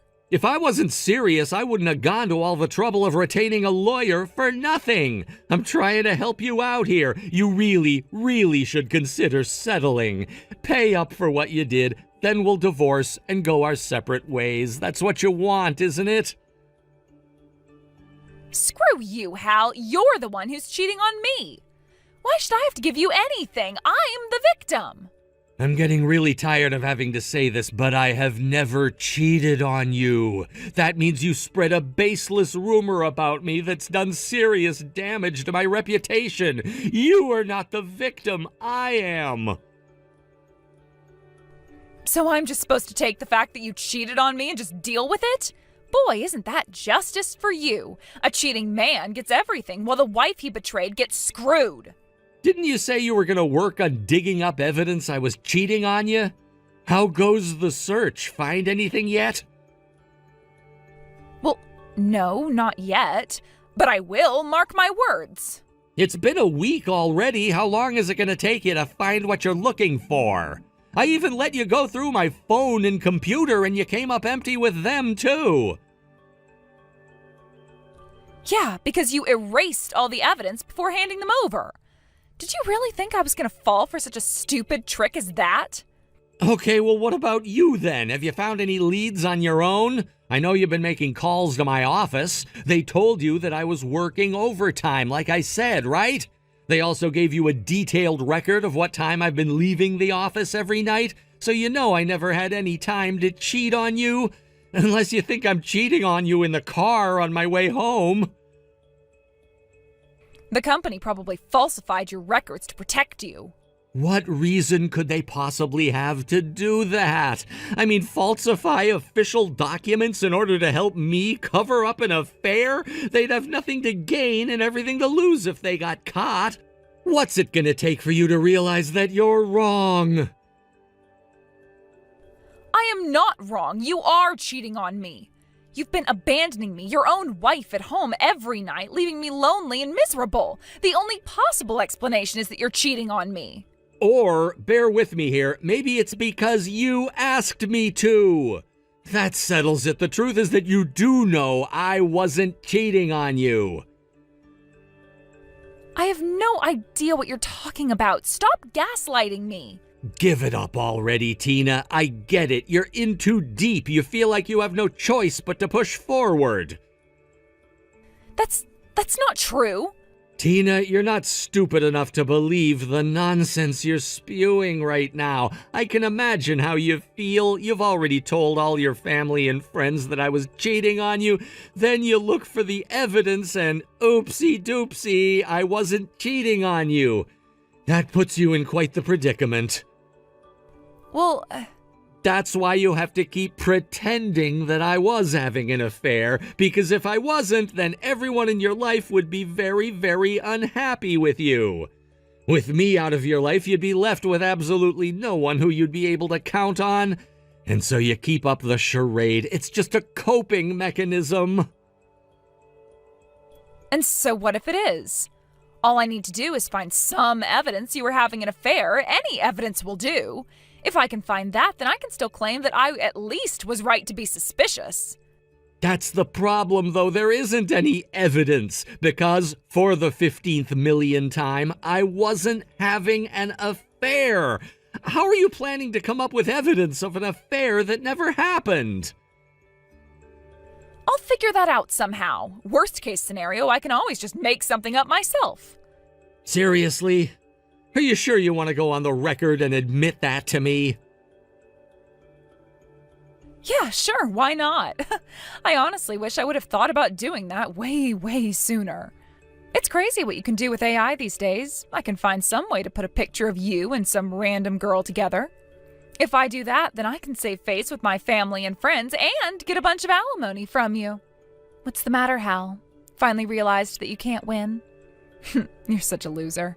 Sucks to be you. You thought you were going to sue me for slander? All I need is one fake AI image and I can get away with it scot-free.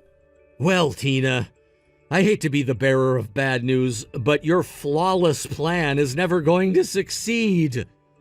Huh? Why not? Because I just sent this entire conversation to your parents. Uh-oh. And after that, I sent it all over to my lawyer. He's gonna love this. We already had a slam dunk case, but this is gonna make it an even more decisive victory. You're screwed. You can't do that. That's a violation of my right to privacy. That's against the Constitution. We live in a one-party consent state, Tina. Look it up. So what do you think is the worst violation of rights, huh? You told me to work harder, so I did. You then suspected me of an affair which I wasn't having. After that, you went and told all of your friends and family that I'm a cheater. But then you realized you made a huge mistake and decided you would try and cover it up by falsifying evidence? I think you've committed at least 4 federal crimes just in the last 10 minutes. Shut up! I can't believe you did this to me. You ruined everything. Nah, that's not true. I didn't ruin everything. Just your evil plan to destroy my life to save face. You're still getting what you wanted, though. A divorce. You should be grateful, honestly. But now I'm not going to get any money out of you. And everyone's going to know I was wrong about you having an affair. How is that everything I wanted? Are you kidding? Do you remember the advice I gave you? You know, when I strongly advised you to settle? Well, I'm afraid to say I've lost any and all interest in settling this lawsuit with you. I'll see you in court.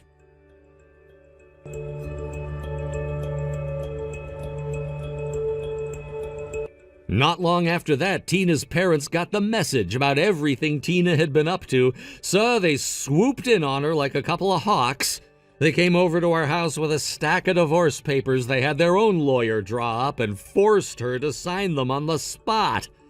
After talking with them for a while, I did decide to change my mind and settle the lawsuit after all. Tina doesn't have any money anyway, so whatever I sued her for, they'd end up having to pay. I felt guilty taking too much from them, so I just accepted a nominal sum, which they told me they'd have her repay them for. As for the rumors she spread about me, her parents did a grand tour of all the people Tina had spoken to and had her admit that it was all a lie. So thankfully, my reputation appears to be safe.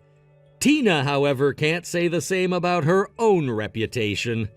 The lies she told about me cost her the trust of every single person who she could once call a friend, leaving her completely alone in this world. And as for myself, all that overtime I did paid off in more ways than one. My company was so impressed with all the work I put in that they're talking about giving me a promotion. So, I lost my crazy wife, but gained the trust and respect of my colleagues. Not a bad trade, if you ask me. Yo, Stacy, you done with work yet? Hey, Nate. Yeah, I just got out a second ago. Boy, it's like you have a sixth sense or something. It seems like you always manage to text me within a few minutes of getting off work every day. What's the matter? You missed me that much since I've been out of town? Guilty as charged. My wife's off in some other city for work, and I'm stuck here at home all by my lonesome. Loneliness is killing me. I'm losing my mind over here. The only thing that can soothe my broken heart is to make sure I know exactly where you are at all hours of the day. Okay, that's enough sarcasm for one day, Nate. Hey, come on, I'm just joking around. You know me. Yeah, I do know you, which is why I know that unless I cut you off, you'll keep up the sarcasm for the rest of the night. Anyway, I wanted to ask you, did you get a call from my mom today? Oh yeah, she called earlier this afternoon. She made a point to ask me if I was getting enough vegetables while you were gone. Which was weird, but it was kind of unexpected to get a call from her in the first place. She doesn't call me very often. Did you put her up to that, or...? Well, kinda. I mean, you never really do much cooking, right? I was worried about you. I wanted to make sure that you were staying healthy while I'm away. So I asked her to check in on you from time to time. You're not just eating a bunch of fast food and frozen dinners, right? Geez, Stacy, are you my wife or my mom? Yeah, don't worry, I'm eating all my green vegetables, and just for the record, I can cook, you know. Sure, I'm no 5-star chef or anything, but I can throw some veggies in a frying pan with some meat and make something half decent happen. Oh, really? Huh, I had no idea. How come you've never shown off those culinary talents for me?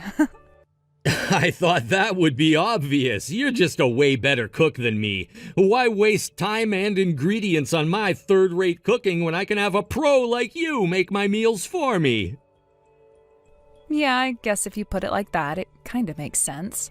But I'm still curious what kind of food you can make, Nate. Why don't you cook dinner for me one of these days? All right, after you get back from your business trip, I'll whip up something for you. Just don't expect much, okay? Oh, and one other thing, your mom is pretty insistent on coming over here and fixing dinner for me sometime soon. Is that something you put her up to? No, that was her idea. She told me that if you were really having a hard time on your own, she'd be more than glad to take something over to the house for you. Why do you ask? Yeah, about that. Could you ask her to please not do that? I mean, I don't want her to have to come out all this way just for me. It's a long drive and all. I don't know. She seems like she really wants to do it to help you out, Nate. And I appreciate that, but still, it's fine, really. I'm doing perfectly well on my own. Seriously, both of you guys are way too concerned about me. Your motherly instincts are working overtime. I mean it. Tell her she doesn't need to bother coming out here. I really am doing all right by myself. Really? Well, all right, if that's what you say. I'll let Mom know she doesn't need to make anything for you. Thanks, babe. I really appreciate it. Whoa, look at the time. You got work bright and early again tomorrow morning, don't you? I think you should probably go to bed pretty soon. Yeah, I was thinking about taking a shower in a little bit. Oh, and don't forget to turn off the electric space heater when you go to bed, okay? I know you like to leave that thing on when you take a nap, but it's really, really dangerous. You can use a blanket or something if you're really that cold. I know. Jeez, Stacy. You're acting like I'm some kind of elementary school kid or something. I'm just saying, it wouldn't be the first time that you've left it on overnight. I remember a few weeks ago I came home and the space heater was still on from the previous night. Just be careful, okay? You don't want to burn the house down, do you? I got it, Stacy. You can trust me. I'll be careful. Now hurry up and get off to bed.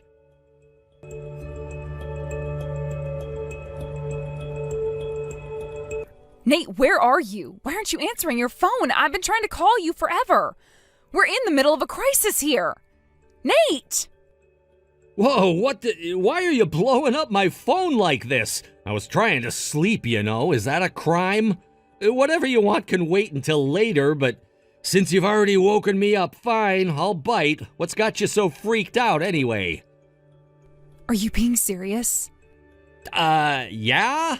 Not sure why you think I'd be joking around about sleeping. I mean, it's my day off. I was at home with nothing to do. I was tired. I thought I'd take a nap. Pretty simple story, really. What? You mean you were sleeping while the house was burning down? There's absolutely nothing left but ashes. Huh? The house burned down? Is this some kind of a prank? Are you that angry that I didn't answer your call right away? Wow, I guess you really didn't know. Well, since you're replying to me right now, that means at the very least you weren't caught in the fire too. Of course I'm fine. Why wouldn't I? Wait, you're serious, aren't you? About the house burning down? It even made the local news. My mom called me about it a little bit ago. She was freaking out and wondering if you were okay.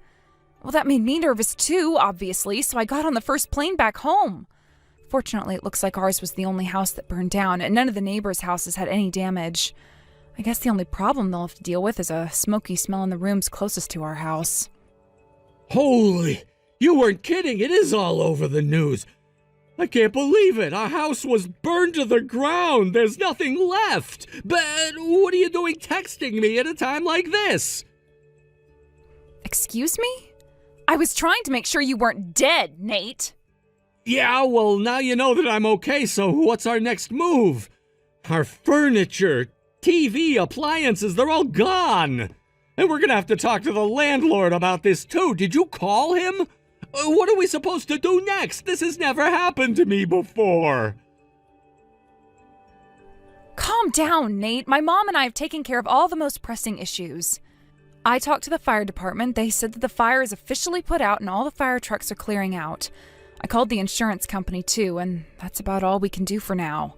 Oh, well, that's good to hear. Thanks for that, babe. You're welcome. Now, if you don't mind, let's rewind the conversation a bit. Where are you right now? Huh?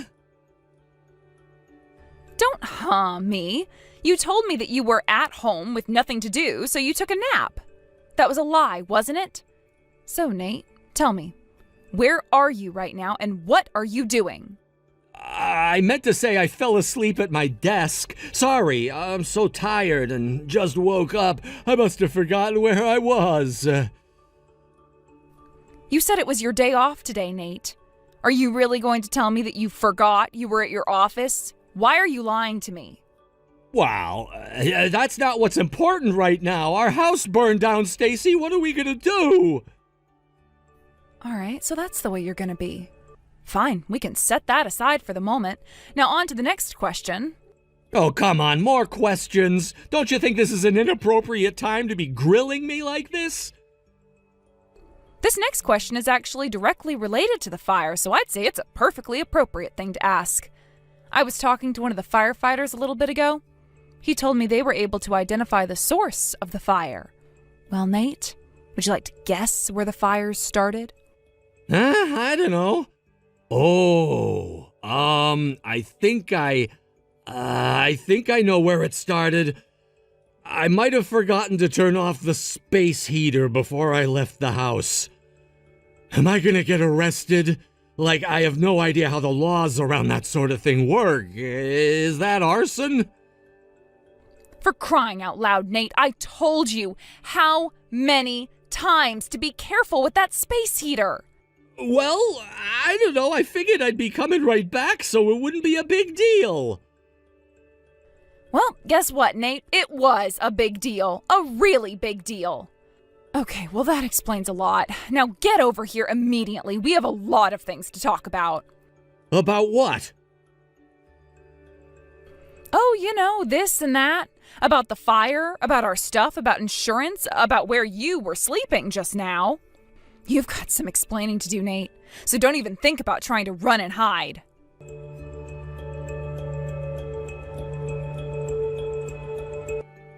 Man, am I relieved to hear I won't get charged. I thought for sure I was going to go to jail over that. But seriously, I still can't believe that a stupid, tiny little space heater could cause such a massive fire. Yeah, lucky you. It turns out that leaving a space heater on when you leave the house may be an incredibly stupid thing to do, but it doesn't fall under criminal negligence. I'll have to call our state congressman and have him submit a bill to fix that oversight. He can call it the Punish Idiots for Being Careless with Fire Act. Come on, you don't need to take that tone with me. Just because we're getting divorced doesn't give you the right to insult me. Well, you are an idiot, and you were careless. If anything, I'd say calling you a careless idiot is far too kind. I could also throw in the fact that you're a cheating bastard. Would you like that? Hey, I already apologized to you for that a bunch of times.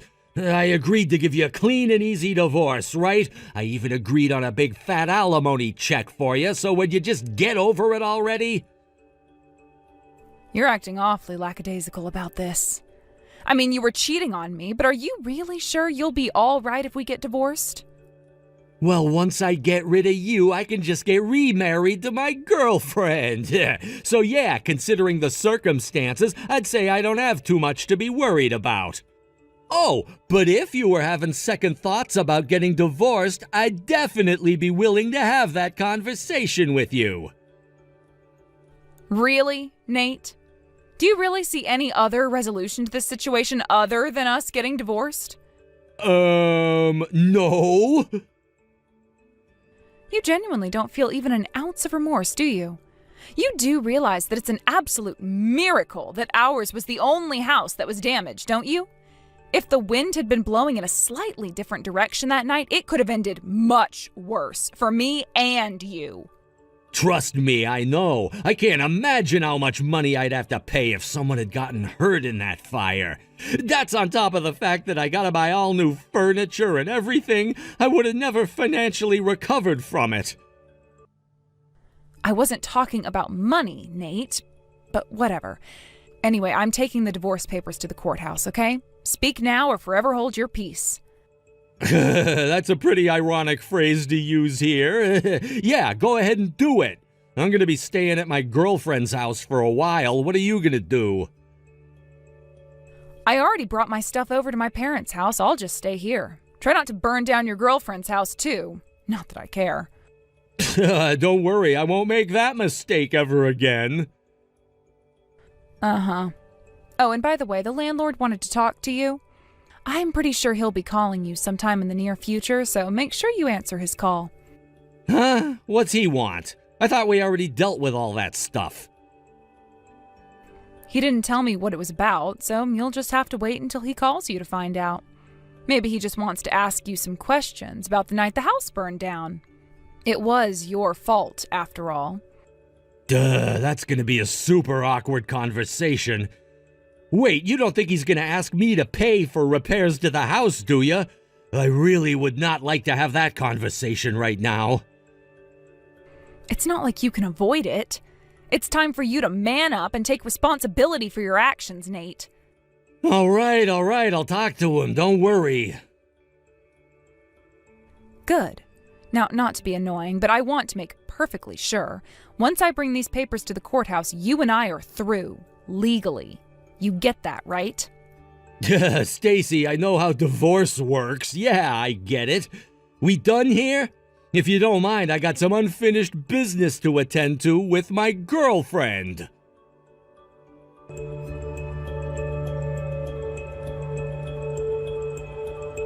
Stacy! What's going on here? You never told me about any of this. I thought I made myself clear yesterday. We are through, Nate. Why are you texting me? You know exactly why I'm texting you. Why do I have to pay for the full amount of the repairs to the house? I thought I wasn't being charged with anything. It looks like you're under a fundamental misunderstanding about how liability works. Didn't you go to high school? Stop insulting me and start explaining. You said that I couldn't be held liable for an accidental fire, and the cops did too. They said it was a civil matter, right? So what's the deal? Why do I have to pay for everything? Okay, either you weren't paying attention or you're just really, really dumb. I told you that your actions didn't meet the criteria for criminal negligence. That doesn't mean you're off the hook for paying to fix what you did. What? That doesn't make any sense. Criminal liability and civil liability are two completely different things. Leaving an electrical space heater on when you leave the house is an incredibly stupid thing to do, but you can't get charged for anything unless someone gets hurt, generally. Now that's unrelated to the issue of civil liability. We were renting our house. That means it's not our property. It belongs to the landlord. He is well within his rights to collect repair costs from you. I never told you that you wouldn't have to pay anything at all, did I? I just said you wouldn't go to jail over it. Well, yeah, but hey, what about you? You're on the hook for at least part of this, aren't you? Why would I be? Because we both lived in that house. Why should I have to pay the whole amount by myself? Legally, the only person with any responsibility to pay damages is the person whose name is on the lease, namely you. So no, I don't have any responsibility to pay a single cent. No way! Plus, we're divorced now. Any legal bonds that once existed between us have now been dissolved. You'll have to figure out a way to pay for it all yourself, even if that means taking out a loan. Well, Nate, now do you understand what sort of situation you're in? You knew this would happen, didn't you? That's why you were being so amicable while we were settling the divorce. And what if I was? I don't see how that changes anything. Both your affair and the fire were 100% your fault. You can't blame me for not wanting to be anywhere near you when it hit the fan. I can't believe you. You tricked me. Nonsense. I didn't trick you at all. You just didn't do all your homework. I'd appreciate it if you could stop blaming me for your shortcomings. But I can't handle all of this. I've still got alimony payments to make to you, and now I have to pay for the repair costs on top of that? Yep. I guess if you don't have enough savings to cover it, you'll just have to take out a loan. How am I supposed to get by when my entire paycheck is going to you and the landlord? I guess you should have thought harder about the consequences, both of your affair and your carelessness with fire hazards. This is the worst. What am I going to tell my girlfriend? If she finds out about this, she's going to leave me for sure. Oh, I don't think you have to worry about that. I'm sure she'll remain loyal to you even if you're broke and penniless. I mean, if you can't count on the loyalty of a woman who knowingly slept with a married man, what can you count on?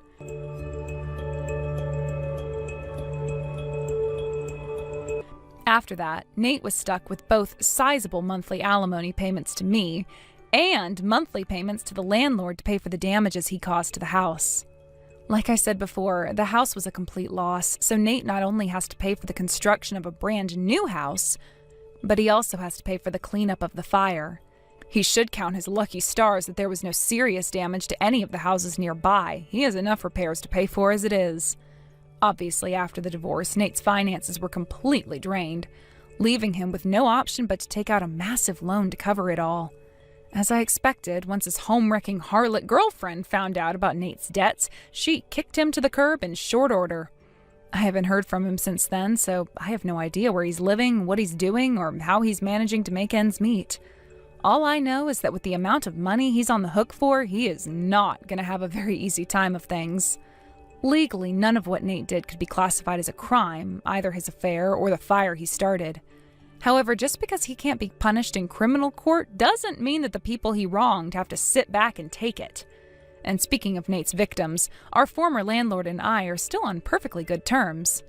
After the fire, I was terrified that he would resent me for it, but actually he was super sympathetic toward me.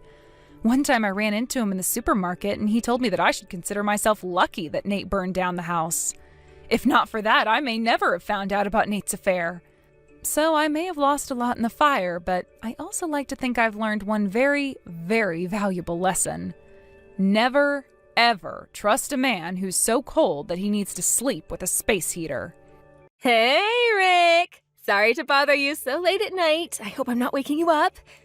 I just wanted to say I'm really, really happy for you.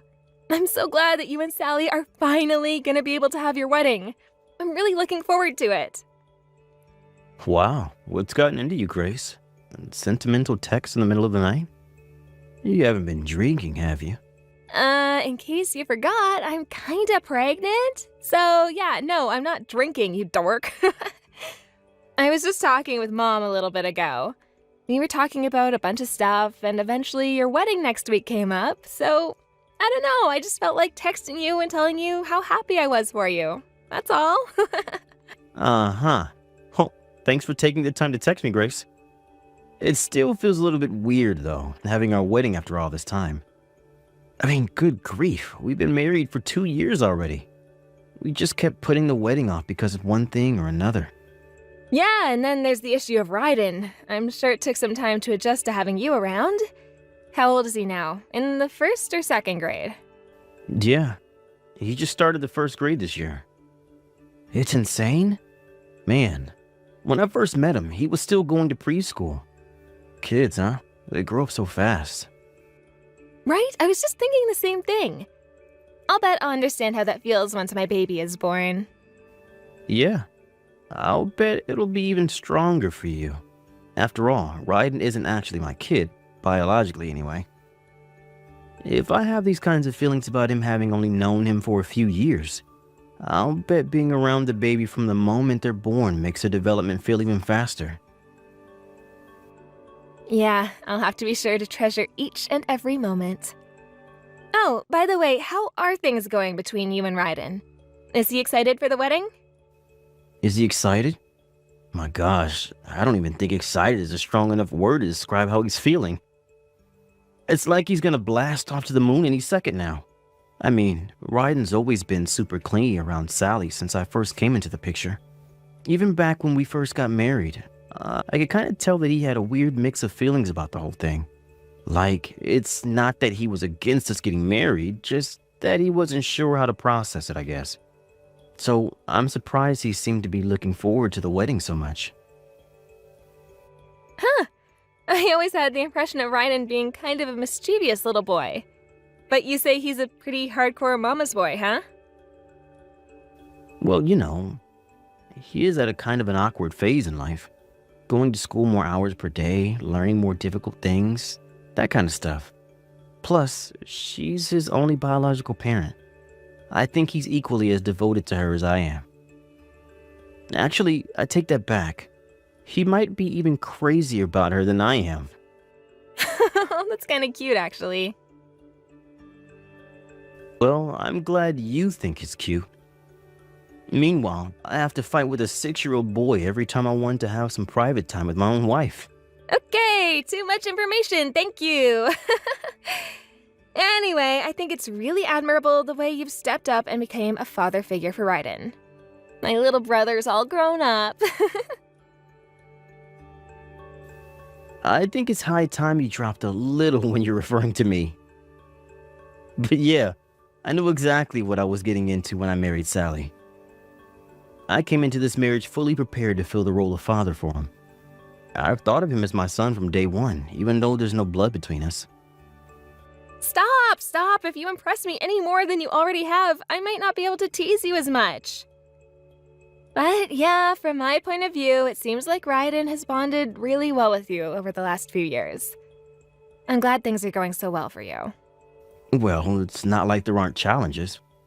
You know Sally, she can have a bit of a juvenile side to her at times, right? I'm really not pleased with the language she uses towards you, if I'm being perfectly honest. I think it's cute the way she acts. She has a super youthful spirit. She's adorable. And, I've always wanted a little sister to play with. Yeah, terribly sorry to disappoint you by having a Y chromosome. But Raiden has a pretty similar personality to Sally. He can be pretty mischievous at times, just like you said. He's pretty prone to pranks, and some of them go a bit too far. You wouldn't believe how many messes I've had to clean up for him this last week alone. I guess that's just a part of being a parent, huh? I'm gonna have to hope my child isn't going to be as much of a brat as I used to be. I might be your older sister, but the two of you have more experience than me at raising kids. So I hope you won't mind giving me some advice when I have problems, will you? Hey, if there's anything I'm qualified to give advice on, I'll give you as much as you want. By the way, you're gonna be coming to our wedding, right? Of course I am. You think I'm the kind of person to skip out on my own little brother's wedding?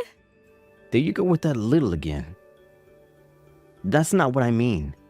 I'm talking about you being pregnant. Morning sickness, back pain, that kind of stuff. Do you think you'll be able to sit in the cathedral for about an hour or so without getting uncomfortable? That. Nah, it's nothing you need to worry about. I've been pregnant for so long enough that I'm more than used to sitting uncomfortably. I mean, when you're as pregnant as I am, there really isn't any way to sit other than uncomfortably. But worst case scenario, my husband's folks are gonna be there too, so I can have them take me home if need be. You do whatever you need to do to take care of yourself and the baby, you hear? Don't worry about us or the wedding. If you need to stand up, move around, or even go home, that's all fine with me. Thanks, Ricky. Okay, well, it's getting late. I should let you go. I'll see you at the wedding.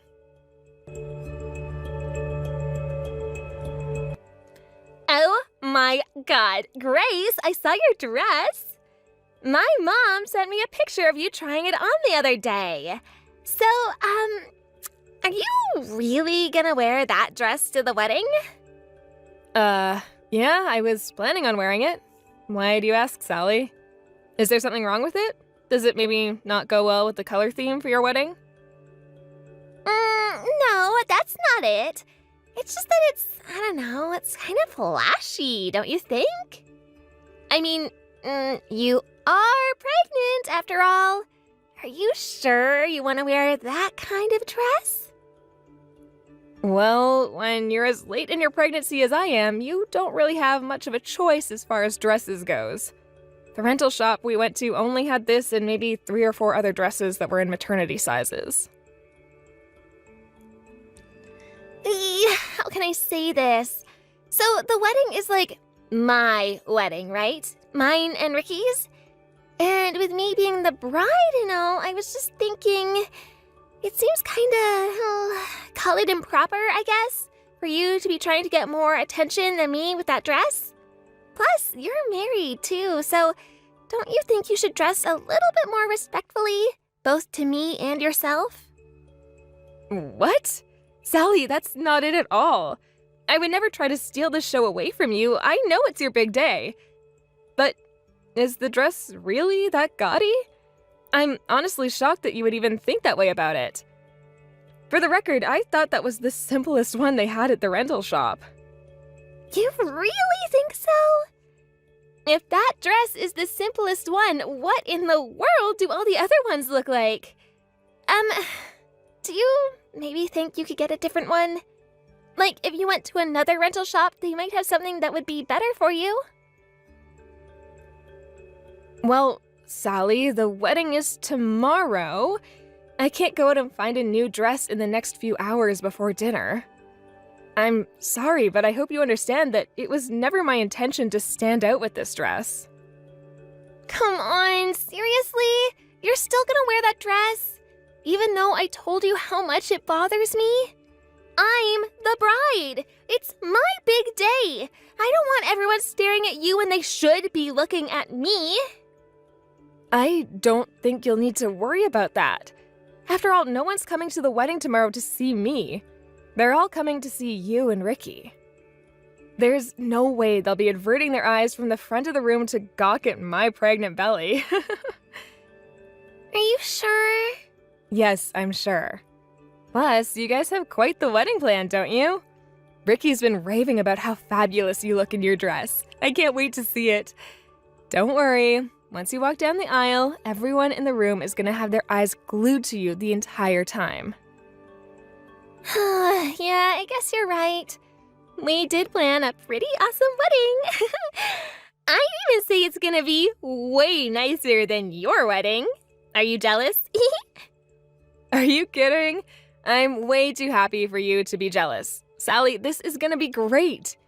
You worked so hard to put everything together just the way you wanted it. So for real, Sally, don't worry. Believe in yourself. It's gonna be an absolutely perfect day. How is it that you're so good with words, Grace? Like, seriously, you always know exactly the right thing to say. All I'm doing is expressing my honest opinion. I know that you're gonna remember tomorrow for the rest of your life. You're the bride, Ricky's the groom, and I'm just some woman with a big belly sitting up towards the front. No one's even gonna notice I'm there. Well, if you say so. All right then. You can go ahead and wear that dress if you really want to. But just so we're clear, you had better not do anything to stand out, got it? This is my wedding, and I don't want you doing anything that's gonna get in the way. I know, Sally, don't worry. About the only thing I can imagine happening is I maybe start to feel sick while sitting in the chapel. I'll hold back as much as I can, but there is a small chance that I might have to step outside to go to the bathroom during the ceremony. I hope you'll understand if that happens. Are you kidding? Everyone's gonna notice if someone sitting up front leaves the room. You can't do that. I'll do my best to be inconspicuous. And like I said, I'll be sure to hold back as much as I can. I'll only leave the room if it's a big emergency. So, I'll see you tomorrow, okay? You make sure to get plenty of rest tonight. You're gonna need it. Hey there, Grace. Sorry about Ryden kicking you so hard in the stomach like that. But, like, seriously? Aren't you making way too big of a deal about this? He's only in the 1st grade, you know? How hard could he possibly have kicked? You didn't need to call an ambulance, you big drama queen. Oh, well, I guess this means you won't be coming to the wedding. Bummer, huh? Hey, just what the hell is that supposed to mean? Excuse me? Where do you get off talking to me like that?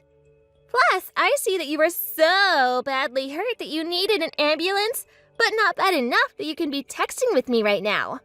Was it all just for show or what? If you're looking for Grace, the doctors are looking at her in the emergency room right now. It's me, Sally. Ricky. Now you want to answer my question? Wait, Ricky? Oh, whoops. I thought it was your sister.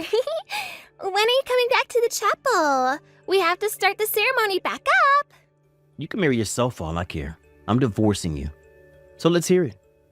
You're LOLing about my sister not being able to be at the wedding. What's up with that? What did you say to Ryden, Sally? Hold on. What? Divorce? What are you talking about? It was just an accident.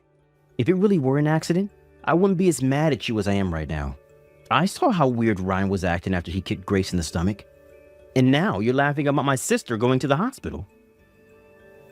You'll have to excuse me if I find it hard to believe there's nothing screwy going on here. But back up, Ricky. You just said you're gonna divorce me. What are you thinking, Ricky? Today is our wedding day. First your sister goes and interrupts the ceremony, and now you're divorcing me? What's going on with you? To what's going on with me? Our son kicked my sister so hard that her water broke. What are we going to do if something happens to the baby, Sally? How can you be focusing on the wedding at a time like this? But that's her problem, not ours. Are you insane?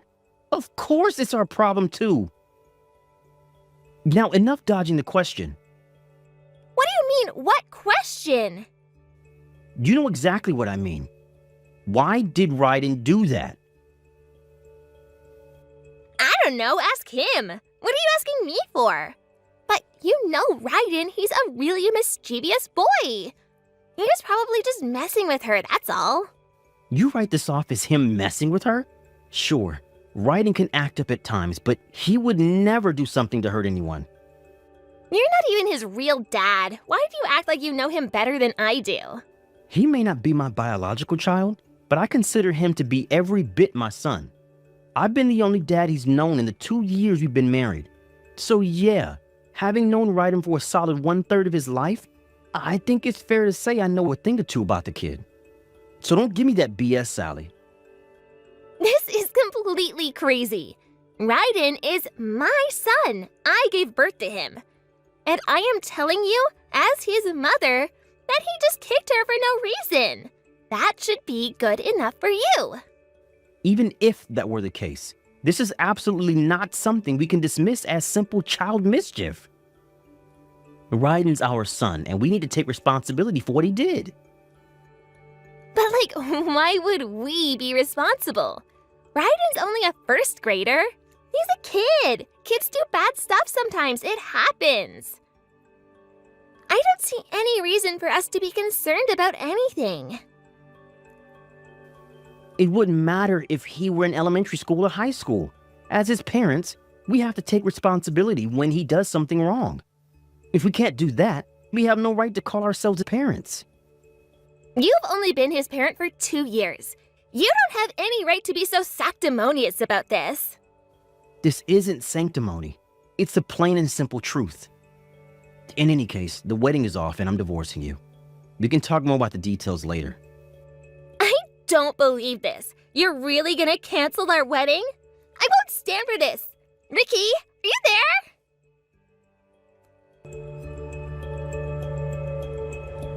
Boy, yesterday was pretty rough, wasn't it? How are you doing, Sally? How am I doing? Thanks to you, not only did my wedding get canceled, but Ricky's gonna divorce me. How do you think I'm doing? Well, what did you expect was going to happen? Fortunately, my baby was fine. I was so worried during my ride to the hospital. There you go again. All you ever do is think about yourself. What about me?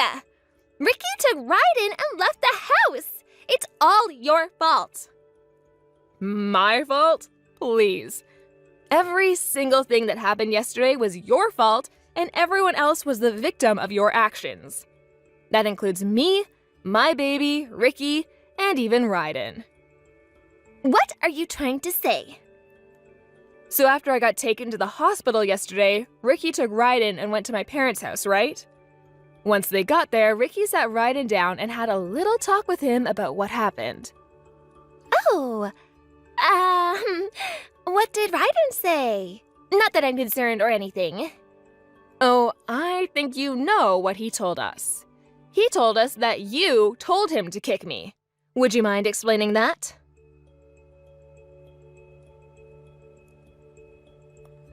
You're gonna have to own up for it sooner or later, Sally. You might as well tell the truth now. You put me and my baby's life in grave danger. I'm not gonna let you clam up now that you've been found out. Why did you do that, Sally? Because you were getting all the attention. What? Are you talking about my dress? Duh! How could you show up at my wedding dressed like that? You were obviously trying to steal the show from me. We already talked about that. You saw the picture, right? You said you were fine with it. Yeah, well, it looked a lot different in person. How dare you wear a prettier dress than me on what is supposed to be the happiest day of my life? How could you do that to me? I didn't do anything to you, Sally. I just wore a dress. No one but you thought I looked prettier than you. Including me. I thought you looked great. You don't really mean that. I see right through you, you narcissistic attention whore. You think you're prettier than me. You were intentionally ruining my wedding day. That's ridiculous, Sally. But I could have gotten past this easily if your beef with me stayed between us. How dare you use your own child in your personal vendetta against me? What's wrong with that? He's my son, isn't he? I get to use him however way I want. Raiden was a perfectly well-behaved boy that day. He did exactly what his mother told him to do. Whew, wow, it looks like it won't do any good to talk to you about this. I really wish things didn't have to turn out this way, Sally. I always treated you like you were my own little sister. Well, I always hated you. So, are we done here? Can I go now? No, this isn't over yet. Not by a long shot. You still need to take responsibility for what Raiden did. What you did was a crime, Sally. How is anything I did a crime? All I did was tell my son to do something. I didn't actually do it. I may not be a lawyer, but even I know you can't instruct someone to commit a crime. When you told Raiden to kick me in the stomach, you were instructing him to commit assault. Based on the circumstances, you could have even been charged with attempted murder of my baby. So yeah, you've done more than enough to merit getting arrested. Arrested? You're joking, right? You instructed a child to attack a pregnant woman. The police are going to be very, very unhappy with you. And since you just admitted to what you did in your text just now, I have more than enough evidence to press charges against you. Wait, you can't do that. If I get arrested, what's gonna happen to Raiden? Are you gonna send Raiden's mother to prison? Don't worry about him. Raiden will be in the capable hands of his father, Ricky. And that's another thing I wanted to tell you. Raiden feels absolutely awful about what he did. What do you mean? From what Ricky tells me, Raiden was weeping bitterly the whole time the two of you were talking. He was terrified that my baby was gonna be hurt. How does that make you feel, Sally? A first-grade boy has more of a conscience than you. But why would he feel bad about anything? He only did what I told him to do. You might have given the instructions, but Raiden was the one who actually had to do your dirty work. I doubt he'll forget about this for as long as he lives. That's just how serious what you made him do was. Your act of petty jealousy is going to become a lifelong trauma for your own son. But I shouldn't get arrested for that. I don't want to go to prison. Really? I think you'd be glad to go. What? Are you some kind of moron? Why on earth would I want to go to prison? Well, you hate being around people who are prettier than you, right? You'll love being in prison then. There won't be anyone prettier than you in there. Although, the other inmates might not like you being prettier than them, so I suggest you watch your back.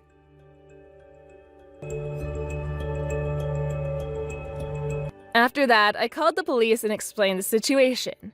Sally was promptly arrested the very same day. Thanks to the evidence Sally was kind enough to provide me, the prosecutors were able to file charges within an hour. She was found guilty of all charges and sentenced to hard time behind bars. As for Raiden, who I see as the primary victim of Sally's maleficence, he's currently living with Ricky. Poor Raiden. He felt really, really bad about what his mom made him do. But once my baby was born and Raiden met her for the first time, it was like he was a completely different person. I'm sure it was reassuring for him to see the baby born perfectly healthy.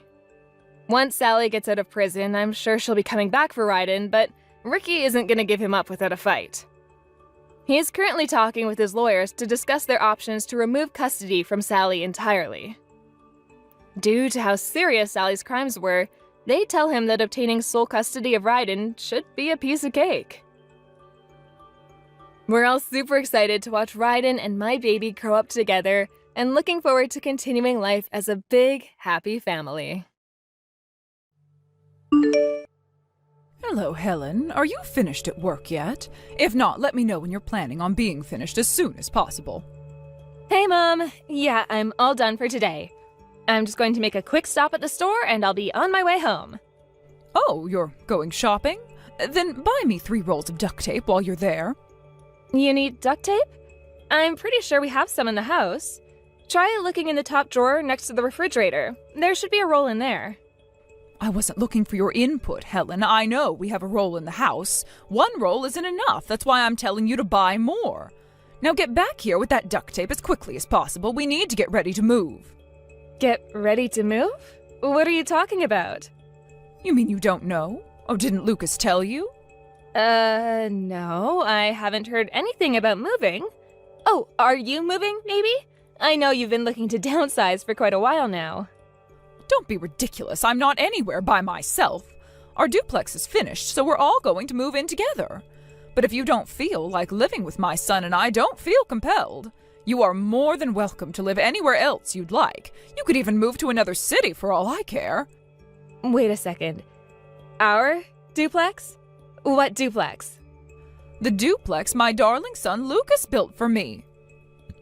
The house I'm living in now is so dreadfully inconvenient. The stairs are too steep, the doorways are too narrow, and the flooring is practically like an ice rink. And you two need to think about your future as well. When you have kids, you want them to have plenty of room to run around and play, don't you? It's going to be great for all of us. So Lucas decided to buy a house and renovate it into a duplex. Wait until you see. You're going to positively love it, I'm sure. Hold on just 1 second. This is the first I'm hearing of any of this. Oh, well, I guess I'm the one who gets to break the news to you. But this is a lot to take in. He bought a house and renovated it? That sort of thing would take months.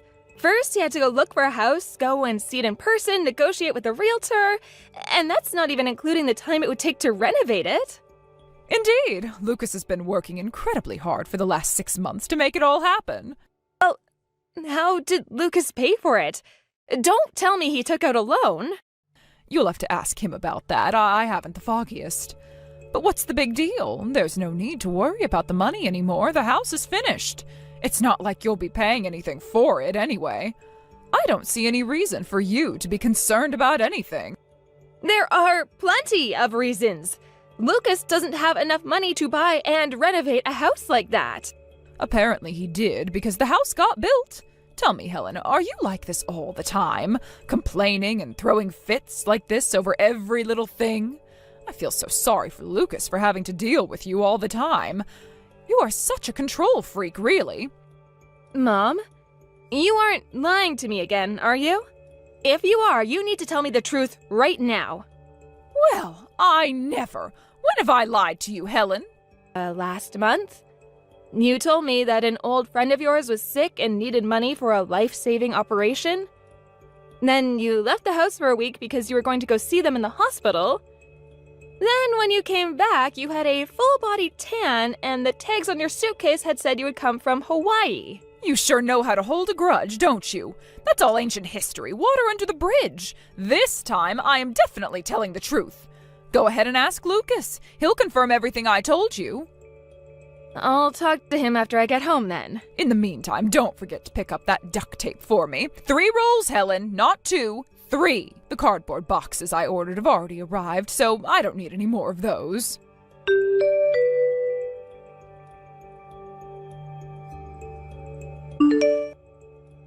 Good morning, Mom. Are you awake yet? I hope I'm not disturbing you.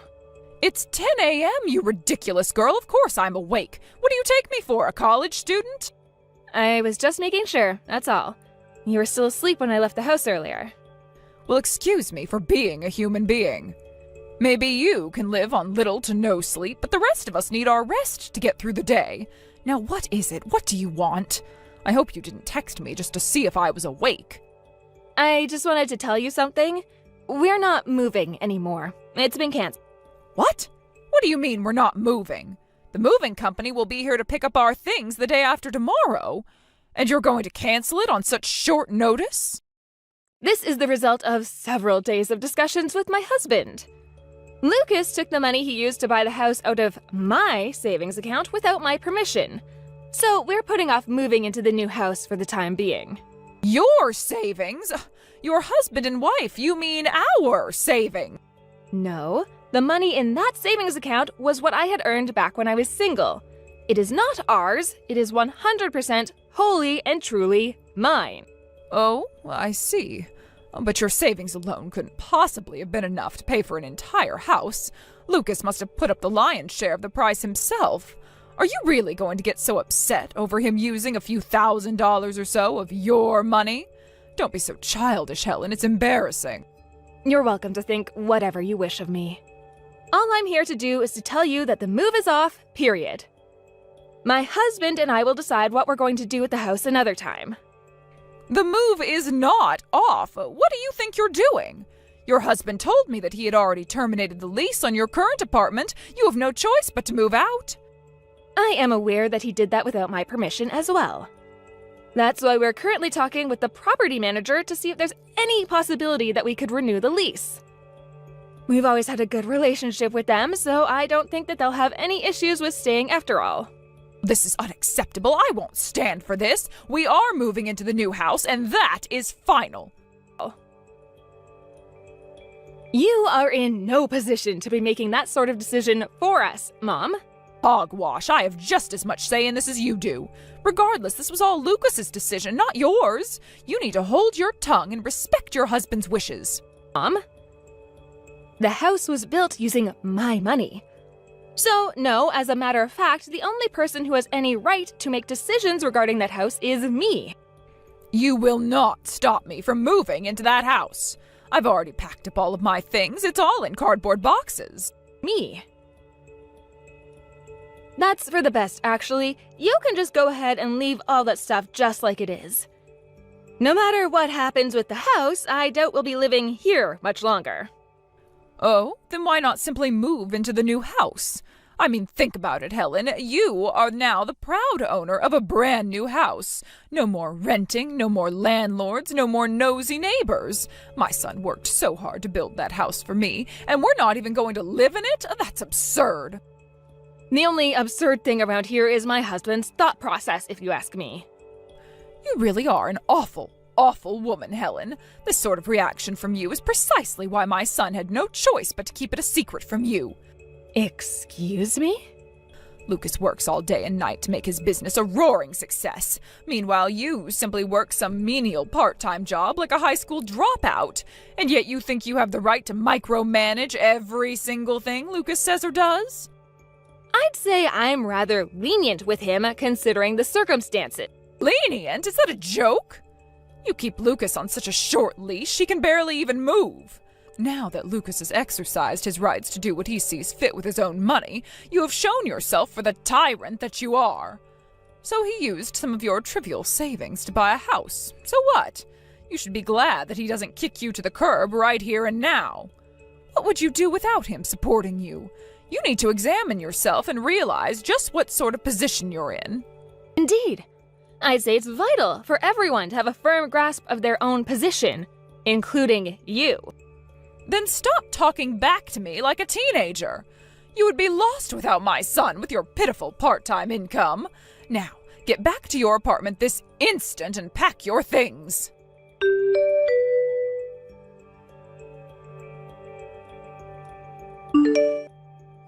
Hello, Mom. I thought you should know that we're going to be moving again soon. So you had better put all of your things back in those cardboard boxes. What are you going on about this time? We've already moved into our new house. Where do you think we're going to go now? My husband will tell you later on. When are you going to start making sense? Give me a straight answer. Are you threatening me? Perish the thought. I suppose you don't have anything to threaten me with anymore, do you? Seeing as though we've already moved into our new house, and you poor thing, you were unable to renew your lease, weren't you? You just have no luck at all. I couldn't agree more. My luck ran out the moment I married Lucas. This is just disgraceful, Helen. You've lost completely. We're living in our new house, so all you can do is bitterly insult your husband? Oh, grow up. Your constant grumbling is absolutely ruining the mood.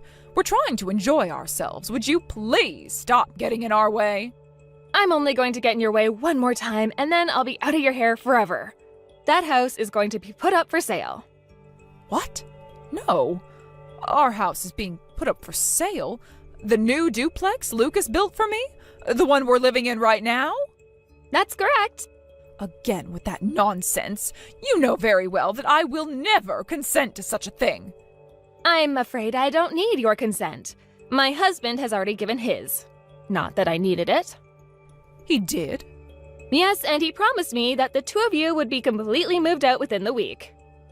But why would he do that? We talked things over, and he agreed to my terms. I was wondering why the two of you had been staying up so late recently. I've been hearing your voices coming from the living room until midnight or later for the last several days. Is that what you were doing? Talking about what to do with this house? Yes, Mom. The house will be put on the market the 1st of next month. Make sure you take all your things with you when you leave. Oh, and do take care not to damage anything on your way out. I wouldn't want to negatively impact the house's sale value. Just when I think you couldn't possibly be more of a troublesome girl. Well, if that's the way you want to play, fine. I'm getting a lawyer. I will never allow you to sell this house. An obnoxious, badgering woman like yourself doesn't deserve to live with a fine man like my son and a classy lady like myself. We're going to hire the best lawyer in the city and kick you out. I'm curious, how do you plan on retaining the best lawyer in the city with Lucas's $500 a month income and your Social Security checks? You'd be lucky to be able to afford one of those DUI lawyers on TV. $100 a month? What are you talking about? That's how much he pulls in every month.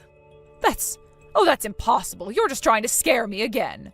I know for a fact that Lucas makes an incredible amount of money. If that were really true, why would he need to dip his hands into my savings account? You should know that ever since Lucas launched his company, his income fell to practically zero. I'm the one who pays all of our monthly bills. I feel sorry for you, Helen. You've been backed into a corner, so the only thing you can do is make up more and more extravagant lies. Aren't you ashamed of yourself? It's the truth, though. You mean to tell me that you support the both of you with your meager part-time job? That's the most laughably false thing I've ever heard. You don't even know the first thing about money, do you? For the record, the reason I'm doing my part-time job is because I want to go into business in the field in the future. I suppose you could call it research. I'm not paying bills with that job or anything. I'm sick and tired of listening to your grandiose lies, Helen. I've put up with you this long only because you're the one my son chose as his wife. But I've had all I can take. Get out of this house as soon as possible. After all, if you're telling the truth, this house will be put up for sale soon, correct? Then you shouldn't have any problem moving out right now. Well, yes, I was planning to move out in the short order from the beginning. I'm planning to divorce Lucas as well. Oh my. So that's another thing you two have been talking about then. Oh, this is like a dream come true. I get to live in this gorgeous house, and I'll finally be rid of my son's hen-pecking wife. Oh, things are looking up for me. I'll bring the necessary divorce papers to the house tonight. Would you mind signing them as a witness? It would be my pleasure. I'll sign as many times as you'd like me to. Oh, this calls for celebration. I think I might order food from that expensive sushi restaurant that just opened up nearby. Oh, I haven't been this excited in years. I feel like a schoolgirl again.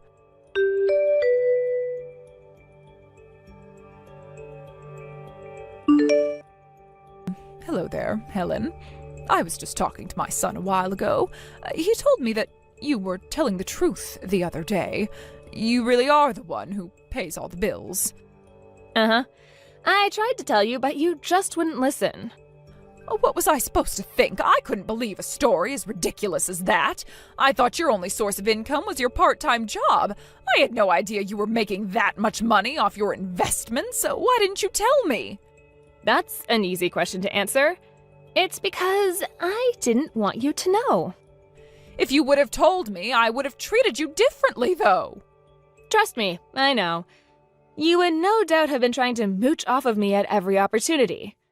I wanted to avoid having the same conversation with you whenever you asked me to buy you food or clothes or jewelry or whatever else you begged me for. There was no way I was going to let you know.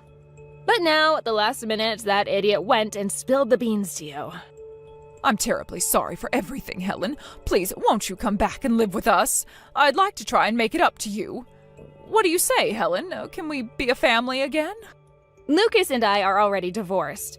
You were the witness when we signed all the forms, so don't tell me you forgot. No, I haven't forgotten. It's just...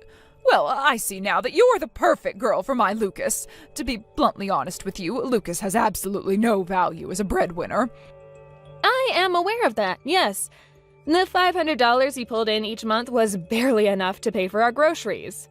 And yet, he still had the gall to use all that money he pulled in on himself. He never contributed a single cent towards any of our living expenses. I had no idea that was what was really going on. My son must have been a terrible burden on you for all these years. It wasn't just him. You have been a terrible burden on me as well. Just as much as him, actually. Ever since the day we got married, you've been constantly on my case about this or that. Every time I tried to talk to you about the way you treated me, you'd brush me off and tell me I was being too sensitive. And let's not forget about all the other cruel things you've done to me. I haven't forgotten about a single one. But that was before I knew that you were the breadwinner. The fact that you would change how you treat me based on how much money I earn makes you sound like an even worse person. I'm so terribly sorry, Helen, but I can change, I swear. You should see the state Lucas has been in ever since you left him. He barely leaves the house to work anymore. He's become nothing but dead weight. Getting divorced was clearly a massive, terrible shock to him. Oh yeah? Imagine how shocked I was to learn my husband betrayed me and stole my savings. He wasn't always like this.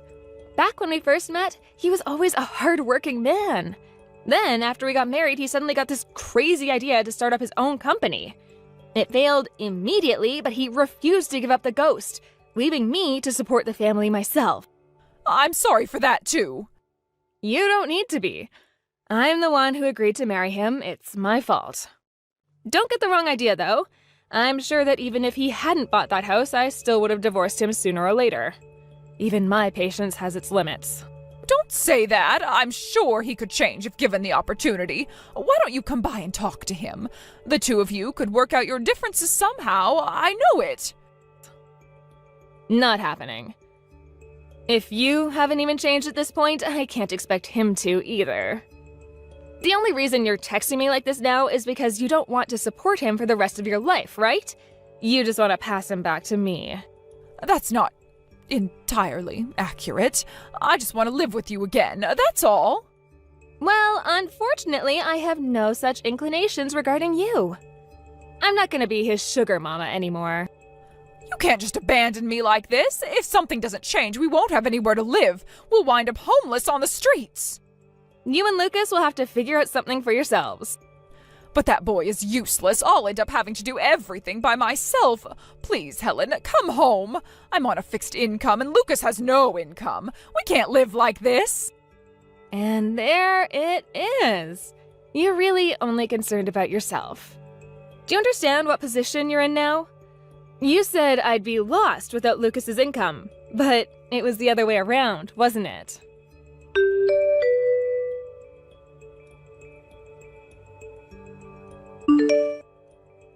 After that, my former mother-in-law sent me messages at least once a day begging for help. Once the divorce was finalized, though, I blocked her phone number and that was the end of it. Since Lucas used my personal savings without my permission, he fortified any rights to receive any of our joint assets. We agreed to settle the score by selling the house he bought, and I would receive all of the proceeds. I don't think I'll be able to recoup all of the money he spent on it, but since I'll both be able to cut all ties with the two of them and not have to hand over a single cent of my hard-earned money, I still consider it a win for me. After getting kicked out of their lovely duplex, they moved into a rather small and inexpensive apartment together. Apparently, Lucas's work ethic has gotten even worse since then, to the point where he rarely leaves his room at all. So his mother is currently having to make ends meet for both of them with her social security checks. Eventually, something's gonna have to give. Either Lucas's mother will go out and look for a job herself, or she'll kick that useless slacker son of hers out of the apartment. But no matter what happens to them, it's officially no longer any business of mine. All that matters to me is that I never see either of them ever again. As for me, I'm living on my own for the first time in a long time, and I had forgotten how easygoing living by yourself can be. By the way, the part-time job I had mentioned earlier was as a barista at a cat cafe. My ultimate goal is to open my own establishment someday, and I'm working here to gain experience and knowledge in the industry. I think I've learned more than enough by now, so sometime in the near future, I'll be entering into the next phase of my long-term plan. It feels so good to be spending my money on my own goals and dreams, rather than having it all get washed down the drain by Lucas and his mother. I'm sure starting up a new business won't be an easy path, but I think I've saved up more than enough to at least get things going. Another thing, I've actually been wanting to have pets for some time now, but Lucas never agreed to it because his mother hates animals. So, with them out of the way, my first stop is the local shelter. I'm deciding between getting a dog or a cat, or who knows, maybe I'll get one of both. I'm so looking forward to being able to have my own cat cafe, surrounded all day by my furry little friends. But it's not gonna do any good to just fantasize to you all about my future. I've actually gotta get to work. Don't worry about me. As you've seen from my story, I am more than capable of handling myself in tough situations. Hey, Tiffany. Are you there? I was just wondering about how things are going with you and Thomas. Are you two getting along well? Well, I mean, we're not doing horribly or anything like that, but we don't really have all that much in our house for a kid to play with, you know? I mean, at least I have some toys that your sister dropped off with this bag, but it's not much. Oh, great. Well then, it sounds like you're going to be able to make it through the week just fine then. Is that right? Actually, it seems like she really didn't pack him enough clothes to last through the week now that I'm looking. Do you think that I should go out and get Thomas some more clothing since he'll be here so long? I mean, if you don't think that he has enough clothes, then yeah. Probably best to go out and get him a little something. Just make sure you take him to the store with you. Yeah, of course. I wasn't going to just leave a kid at home all alone or anything like that. I really am sorry that you have to be doing all of this right now. I know that my sister asked you really last minute to look after him. It's okay. I mean, I have to say that I was just a little bit of surprise. I mean, I don't think I even remember hearing that your sister was pregnant to begin with, so that was really shocking. Yeah, well, you know that my sister moved overseas recently, right? But I guess she just wanted to come back and celebrate it a little with family. And I guess I just completely forgot to tell you all about that. So, yeah. Sorry this kind of just fell on your lap. Again, you really don't need to worry about anything at all. Although, I guess it would be kind of weird if I try to reach out and congratulate her now. Yeah, I mean, I don't really think you have to say anything to her at all. I'll just tell her that I forgot to mention it to you the next time that I see her. Oh yes, please do that. I really do feel bad for not being able to have sent something sooner. And to think that she came all the way here for a family, only to get called away by work right away. I know, it really is tough for her, but it's always been this way with her work, always making her run all over the place. But are you really sure that it's a good idea for me to be watching her kid? I mean, Thomas is still only 2 years old, and you know that I've never really seen her taking care of an infant like this. What are you talking about? You're gonna be just fine. You're doing great already. I guess, but I just feel a little nervous taking care of a kid like this. It's a bit scary. I would just hate to screw up, and I'm always so nervous that I'll do something wrong. Well, I don't think that there's any need to be so tense about this kind of stuff. I mean, the kid is your nephew, you know. So I think you should be happy to spend so much time with him. I guess I am, but I just didn't think that I'd be having to do so much work. I know. I do wish that my sister would have just gone to our mom instead. But you know how far away they live. It was much easier for her to ask us. In fact, we were really the only people she could go to. I guess, but I'm only going to be doing this for a week, okay? I mean, you know that I work from home, and Thomas is that age where I really can't take my eyes off him for even a second. I know. And I'm really grateful for you doing this. I'll try and be home as soon as I can after work, okay? Can you really even promise me that, though? I mean, it seems to me like you've been coming home late every day for a while now. I know, but it's just... Well, you have to believe that I'm trying to end things as quickly as I can to get home. Of course, I'm sure that you're doing all that you can. Anyways, tonight after dinner, I'm going to put Thomas down for bed, and then I really need to get some work done. Okay, great. And after I get home, you just let me handle the cleaning and everything else around the house. You can just do your work. Great. Thank you so much. I really do appreciate that. Anyways, I'm going to take Thomas out shopping now. Oh, and please do me a favor and ask your sister if Thomas has any kinds of allergies or anything like that which we should know about. Okay, sure thing. I'll try and have an answer for you before you get dinner ready. But I hope that you two have fun shopping.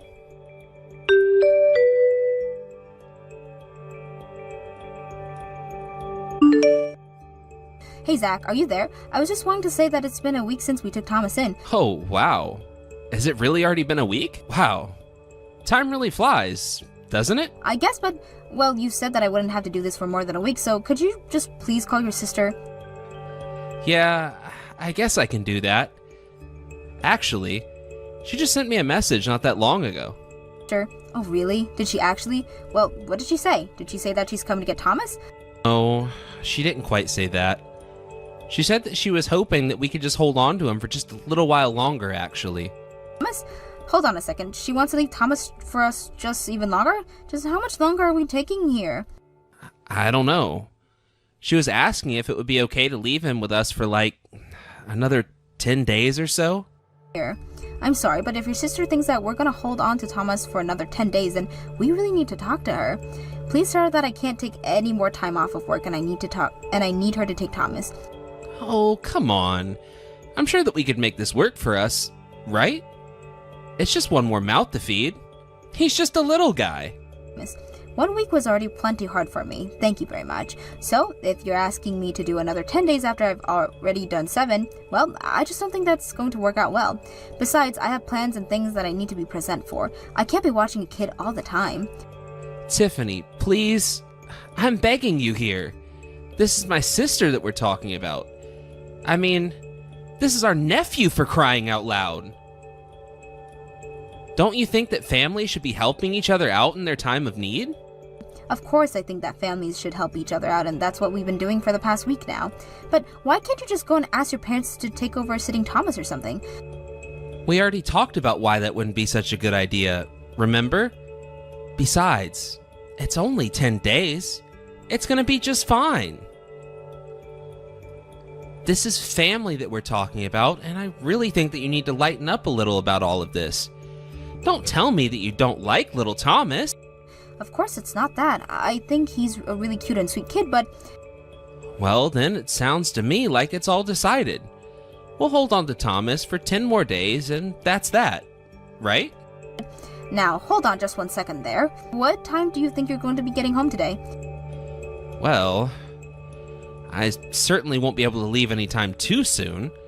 I still have a lot of work that I need to get done here. You know, all of last week you told me that you were going to try your best to come home early, and not one time for that entire week did you actually get home early and help me to take care of Thomas. So I think that you're going to have to step up just a little more if you're going to have to insist that this happens. Well, I don't really know what you want me to say to that. I mean, work is work, and I can't really do much about it. Well, I have work too, and I'm still finding ways to be able to take care of Thomas, so there. Okay, sure, but you get to work at home, so I don't really think that you're being fair to me and my circumstances at all right now. But you're the one who keeps lying to me about coming home early, so how is that fair to me? How many times are you going to make me repeat myself? I told you that I have work to do, and that's why I can't go home. I have to go into a real office and do real work for a real company. Do you understand that? Of course you don't. You just get to chill out at home while you do your job all day. Please don't talk to me that way, Zach. I think you know that you're not being fair at all to me right now. Well, I wouldn't have to talk to you like this if you weren't so persistent and whining about this. Now, you do know that I'll be leaving on a business trip next week, right? Okay then, what's going to happen to Thomas and I after you leave for that then? What do you mean? You'll still be around to take care of him, won't you? I don't really see what the problem is. The problem is that you seem to think it's okay to put all the work of looking after Thomas on my shoulders. I'm not putting anything on anyone's shoulders at all. Thank you very much. I'm just saying that I think you need to be more of a team player. Just think of this as practice for when we have kids in the future, right? I don't get why you have to have such a nasty attitude about this. Since when do you suddenly hate kids? Where's all of this even coming from? What are you talking about, Zach? Of course I don't hate kids or anything like that at all. You know that it's not the kid himself that's the issue here. The issue is that I'm being made to do all the work of taking care of him. I think you're letting your sister ask a lot from me, and you're not doing anything to help me out when I'm asking for it. You know, women like you probably shouldn't even have children to begin with. You'll just end up screwing them up in the end anyway. Excuse me? And just what is the world that's supposed to mean, huh? I mean that I'm not telling you to watch Thomas grow up for the rest of his life. But I am asking you to watch him for one more tiny little week. If you can't even handle that, do you really think that you're going to be suited to be a mother in the future? I don't know what to say to that. I can't believe that you would even make that kind of analogy about me. Well, look, all I am saying is that I also do wish that I could be there and help you take care of Thomas. I really do. But since I have work to do, you'll just have to do things on your own for now. I really can't put up with this for a moment longer, but anyways, Thomas is starting to look sleepy, so I'm putting him to bed. Put him to bed? See? That's your issue. You need to be taking care of him like a proper parent, not just putting him away where you can't see him. What do you know about that Thomas needs anyways? You haven't been here once to do anything for him. There you go again, trying to bite my head off for only making one tiny little comment. I told you that I would try and get home early when I can, but that you'll just have to watch Thomas until then. Oh, and by the way, my sister is very grateful for you watching Thomas. Okay, fine, whatever, but I'm only going to be watching him for the next few days. Then after that, no more. Of course, I'll make sure and tell my sister that much so that she doesn't try asking you again. And I promise that I'll try and get back home as soon as I can.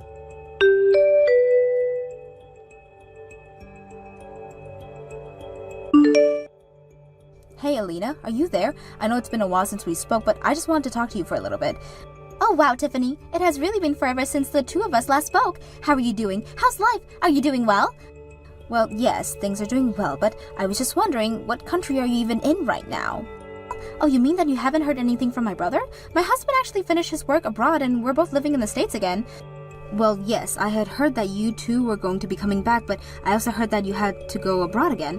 Wasn't there another business trip or something that you two both had to leave for? Sorry, you're asking me if we're out of the country on another business trip right now?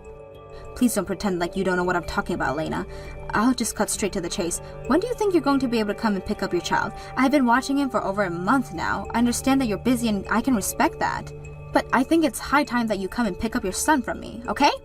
I'm really sorry, Tiffany, but I think you must be confused right now. I mean, my husband and I don't have any kids. I certainly don't have any children anyways. Wait, what? What do you mean you don't have any kids? Is that supposed to be some kind of joke or something like that? No, it's no joke. I mean, I'm sorry, but if anything, you're the one being a little mean right now. Didn't you know that I'm going under fertility treatment right now? Wait a second, so then you really haven't had any children at all? Are you serious?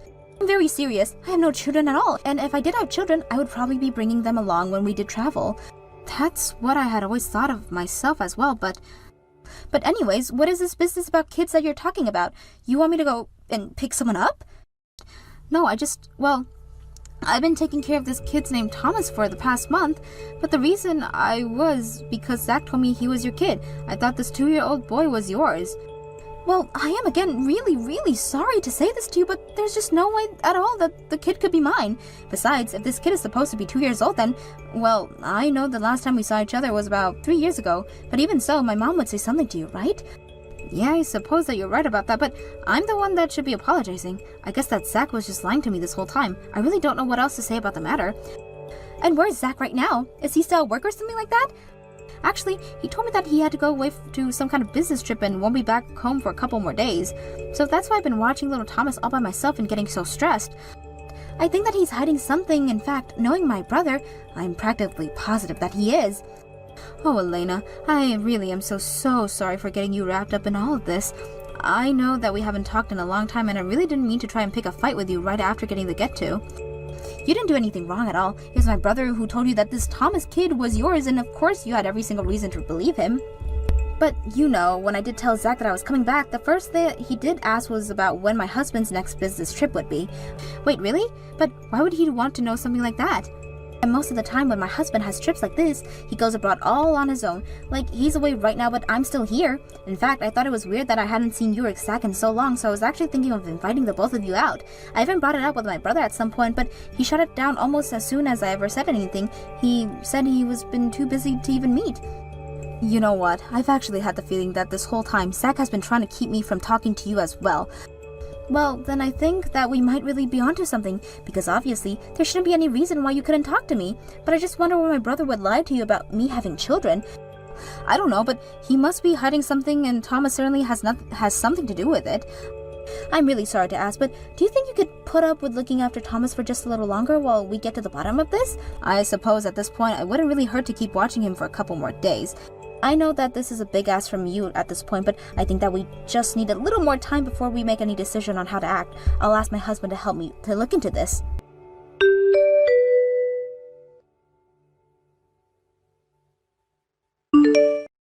I just wanted to let you know that I talked to my sister and she said she could take Thomas back from tomorrow.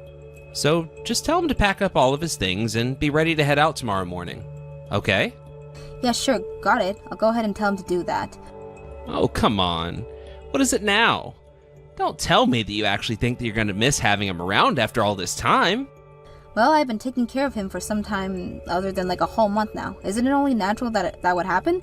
Well, what do you think about trying to make a kid with me then? Yeah, no, that's okay. I don't think that you and I really need to do that at all. Wait, what? But why not? What's the matter with you? I thought you said you were going to miss the kid, but now what? You're too tired to deal with another? Oh no, the problem isn't with having a kid. It's with having your kid. Do you understand now? I don't really get what you're saying. Are you still upset because I asked you to look after Thomas for all this time? It's not just that. It's because you lied to me about him being your sister's kid in the first place. I know that he's the kid of your mistress and that your so-called business trip was just an excuse to get away with her. Do you have any idea how crushing it was to learn just about all the ways that you have been betraying me? I mean, really. But anyways, I'm going to be returning Thomas to his father, not you. You mean his real dad? That's right. I'm talking about the husband of the woman that you've been sleeping around with. So don't even bother coming home because you and I are through. Do you understand? Wait a second. You can't just say that we're through. That's not something that you can just decide for yourself. And you're really gonna tell me that I won't be allowed back home? Dan? Well, of course. I mean, you do realize that I'm talking about getting a divorce from you, right? Okay, let's just slow down here. I don't think there's any need to go and do something like that. I'm really sorry, so please stop all this silly talk about divorce. Right? Why? I mean, your mistress is going to be a single mother too, so you had better go and be with her. You seem to prefer her over me anyways. Oh, come on. It's not like that at all. You have to believe me when I say that I still really, really love you. Just how many times have you gone and go see this woman? How long have you two been together? It doesn't sound like any sort of thing to me. But, I mean, please, we're just friends. There's nothing serious between us at all. Oh, really? Because I thought it was pretty serious the way that you had me watch her child so you could go on a vacation with this woman. And something tells me that you two didn't go separate rooms, just went to see the sights. You've been lying to me this entire time, and don't deny it either. I called your office and they confirmed that you were taking the time off and not on any kind of business trip. I know about it all, and you should know that your sister came to me with all of this. My sister did? But why would she go to you about all of this stuff? I actually approached her first since it had been over a month since I took care of who I thought was her child. But then she told me that she didn't even have kids and can't have them since she's undergoing a fertility treatment to be able to. Oh, really? I had no idea about that. Ugh, I'm just so done with you. Do you know that? Just don't talk to me at all. Go out and find a lawyer instead, because I'm gonna have mine the next time I message you.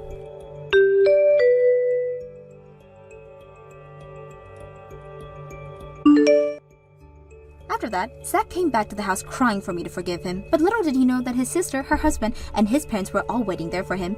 Too scared and embarrassed to run away, Zach sat there and was lectured by every single member of his family, asking what he was thinking doing what he did. In the end, Zach agreed to the divorce without putting up a fight. Of course I sued him and his mistress for the affair. I heard that the mistress also lost her husband and child was forced to pay out a huge amount of alimony and child support. I packed up my things and decided to move closer to my parents while finding my footing again in life. If I never heard from Zach again, then that suits me just fine. Thank you for watching. If you like this video, please give it a thumbs up and don't forget to subscribe to see more content like this. Hey, Marshall, just checking in on you. Did you make it home all right? Hey, babe. Yeah, I just got back. I'm really sorry about today, Elena. I know you were looking forward to spending the evening together, but I just started feeling sick all of a sudden.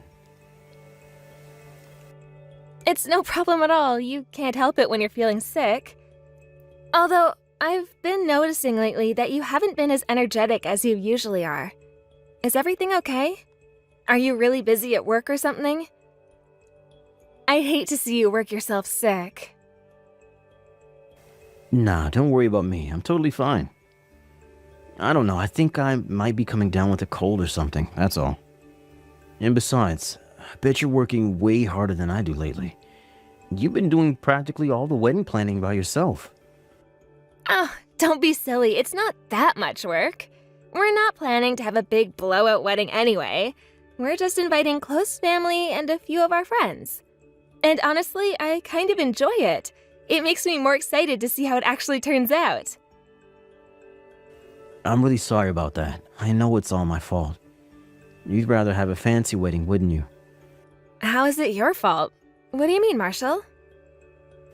Well, I mean, I'm an orphan, and since both of my parents were the only children in their families, I don't have any relatives at all.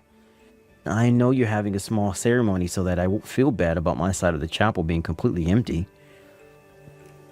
And plus, women always dream of these big, elaborate weddings where they walk down the aisle looking like princesses, and you can't have that because of me. Oh, Marshall, you don't have anything to feel guilty for. Yeah, I do. How long have we been together now? You know, I've never been one to enjoy being the center of attention. I was never planning to invite a ton of people or have a royalty-style wedding in the first place. Honestly, I wouldn't even mind if the only people in the room were you and me. Do you really mean that? Of course I do. The only wedding dream I've ever had is to be surrounded by my closest family and friends. Again, you don't need to worry about a thing, Marshall. If you say so. Thanks, Elena. Thanks for everything. I'm the one who should be thanking you. Up until you came along, I thought I was going to be married to my office desk for the next 40 years. I never thought I'd actually be able to marry a stand-up guy. Yeah, I really lucked out too. I managed to lock you down before some other guy came along and picked you up. There isn't a single other man in the world who I would want to marry but you. With my work, I'm out of town a lot of the time. And that's in addition to time I have to spend at the office. So I'm away from home a lot of the time, and in general don't have much free time to spend with you. Plus, I always say exactly what I think, and that's not what guys want, is it? Why did you ask me to marry you anyway? I think it's super respectable the way you know exactly what you want in life and have everything set in order for yourself. And as for your brutal honesty, I'm pretty cool with that too. You're feisty. That's kind of hot. Oh, come on, really? Marshall, remember the time when I was massively busy at work and couldn't see you for almost 3 months? I still can't believe you waited for me. Most men wouldn't. And for you, I'll wait as long as you want me to. Well, if I'm being perfectly honest, it does get pretty lonely for me when I can't see you. But I know that wherever you are, whether you're across the country or across the world for me, I'll always be your number one guy, and that's enough for me. I'm glad you understand how serious I am about you. Thank you so much for staying by my side through everything, Marshall. If you start to feel any worse, you let me know right away, got it? All I have to do is hit the save button and I can be right over there anytime, day or night. You'll be the first one I call.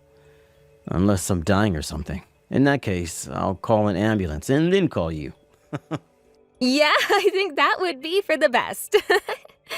Sleep well, Marshall. Good night.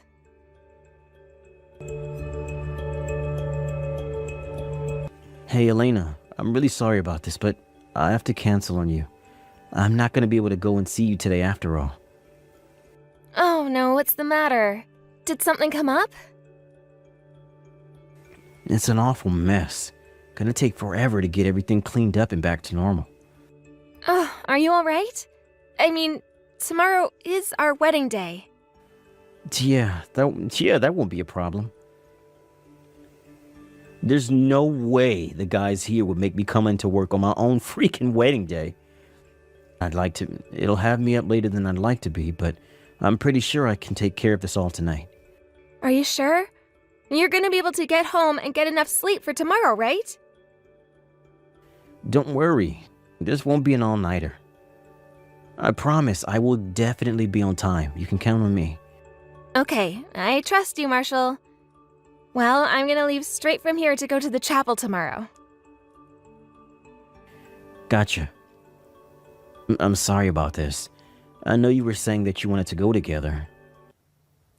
It's alright, there's nothing you can do about it. It's your work. Oh, and one more thing. I kinda had one favor I wanted to ask of you. What is it?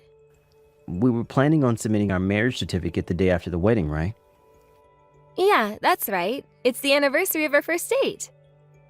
About that, do you think we could possibly do it on a different day? What? Why? I was kinda thinking, wouldn't it be more meaningful to pick a different date? You know, like the anniversary of our first kiss? Or the anniversary of when I proposed to you? Well, I guess I'm not too fussy about when we go to the courthouse. But what makes you want to change our plans all of a sudden? Did something come up? No, not really. I was just thinking, this is the day we officially, legally become husband and wife, right? So, maybe we could make it a little more special. Like, how about Valentine's Day? Wouldn't that be a better day to do it? Marshall, what's going on? Nothing at all. You've been acting kinda different lately. Even in the times we're together, you seem like your mind is on something else. I don't know, I just get this weird feeling about you. Really? Huh. I don't feel any different than usual, though.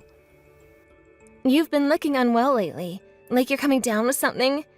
Are you under some kind of stress lately? Are you worried about something? Is it about our wedding? Are you having second thoughts? No, that's not it at all, Lena. I'm absolutely not having second thoughts. There's no girl I want to marry but you, Elena. But Marshall, when you all of a sudden want to push back the day we legally become married, it makes me wonder. I'm really sorry. There's really no deeper intent behind it, I swear. It's just, well, you know me. I get these ideas in my head and there's nothing anyone can do to convince me otherwise. I just don't see why we have to rush right over to get all the paperwork is all. Our love is more important to me. Really? Really? You could get eloped today if we wanted to. But what happened to the problem at your office? Oh yeah, that. Okay, so we can't do it today, but we can do it anytime we want, right? So please, don't think that I'm having second thoughts about marrying you. Okay. I'm sorry, Marshall, that was an overreaction. I shouldn't have said that. I should have said it differently. I'm the one who made you worry. We can turn in our marriage certificate whenever you want. Let's just get through the wedding for now, I guess. Come to think of it, we're not even going to be able to move in together for another month after we get married. Maybe it would be better to wait until we're settled in to keep things from getting too hectic. Thanks for compromising it. I'll see if there's any meaningful days for us after about a month from now. Yeah, let me know if you get any ideas. Okay, I should let you get back to work. I'll see you tomorrow. And see you, Elena. Let's make tomorrow the best day of our lives. Good morning, Elena. Today's the big day. I'm so excited. So, how are things going over there? Is everything coming together all right? Yeah, we're just about finished getting ready over here. But, Marshall, where are you right now? What are you doing? I hadn't seen you yet, so I went around the whole building looking for you. But I couldn't find you anywhere. You're not here yet? Yeah, I kinda got a little nervous. I locked myself in the bathroom downstairs ever since I got here. Childish, I know. I'm sorry. I see. What's going on? I just got to the dressing room and I expected to see you there, but it was totally empty. I don't see your mom or anyone else around either. Where's my bride? I was hoping to sneak a peek at your beautiful white dress before the ceremony starts. I know you're not supposed to do that, but I couldn't help myself. My mom and I found your kid, so we're taking him over to his mother's house right now. Huh? My kid? It seems as though you haven't been entirely honest with me, have you, Marshall? You never told me you were married. Had I known, things would have gone much differently between us. As in, nothing would have happened between us. I have no idea what you're talking about. I'm married? Don't be silly, babe. I'm not married yet. We still haven't had our wedding yet. You're jumping the gun a little bit. While I was getting dressed in the changing room, I heard the voice of a crying little boy through the window. When we looked outside, we saw a boy crouched down in the back alley behind the chapel, crying his eyes out. So we went over to see if he was okay. Would you like to know what he told us, Marshall? He said his father slapped him in the face and told him to go home. That's weird. What kind of father hits his own son like that? It is weird, isn't it? It's positively perplexing. I mean, none of the guests today have any children that young. I guess he must live in one of the houses around here then. You know where he lives, Marshall. Seriously, how long are you going to pretend like nothing is going on? The child lives with you because he's your child. We just dropped him off with your wife, so we know everything. It's over. You said you locked yourself in the bathroom, right? That much was true. But it wasn't because you were nervous. You were just hiding in there and waiting for your wife and son to leave. That's not true.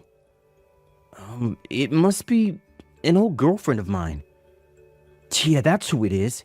Damn, that woman was always so clingy. How can she still be trying to get back together with me on my wedding day? What a psycho.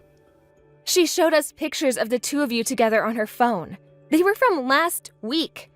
She was planning on confronting you during the ceremony, but you saw them pulling up in their parking lot and ruined their plan.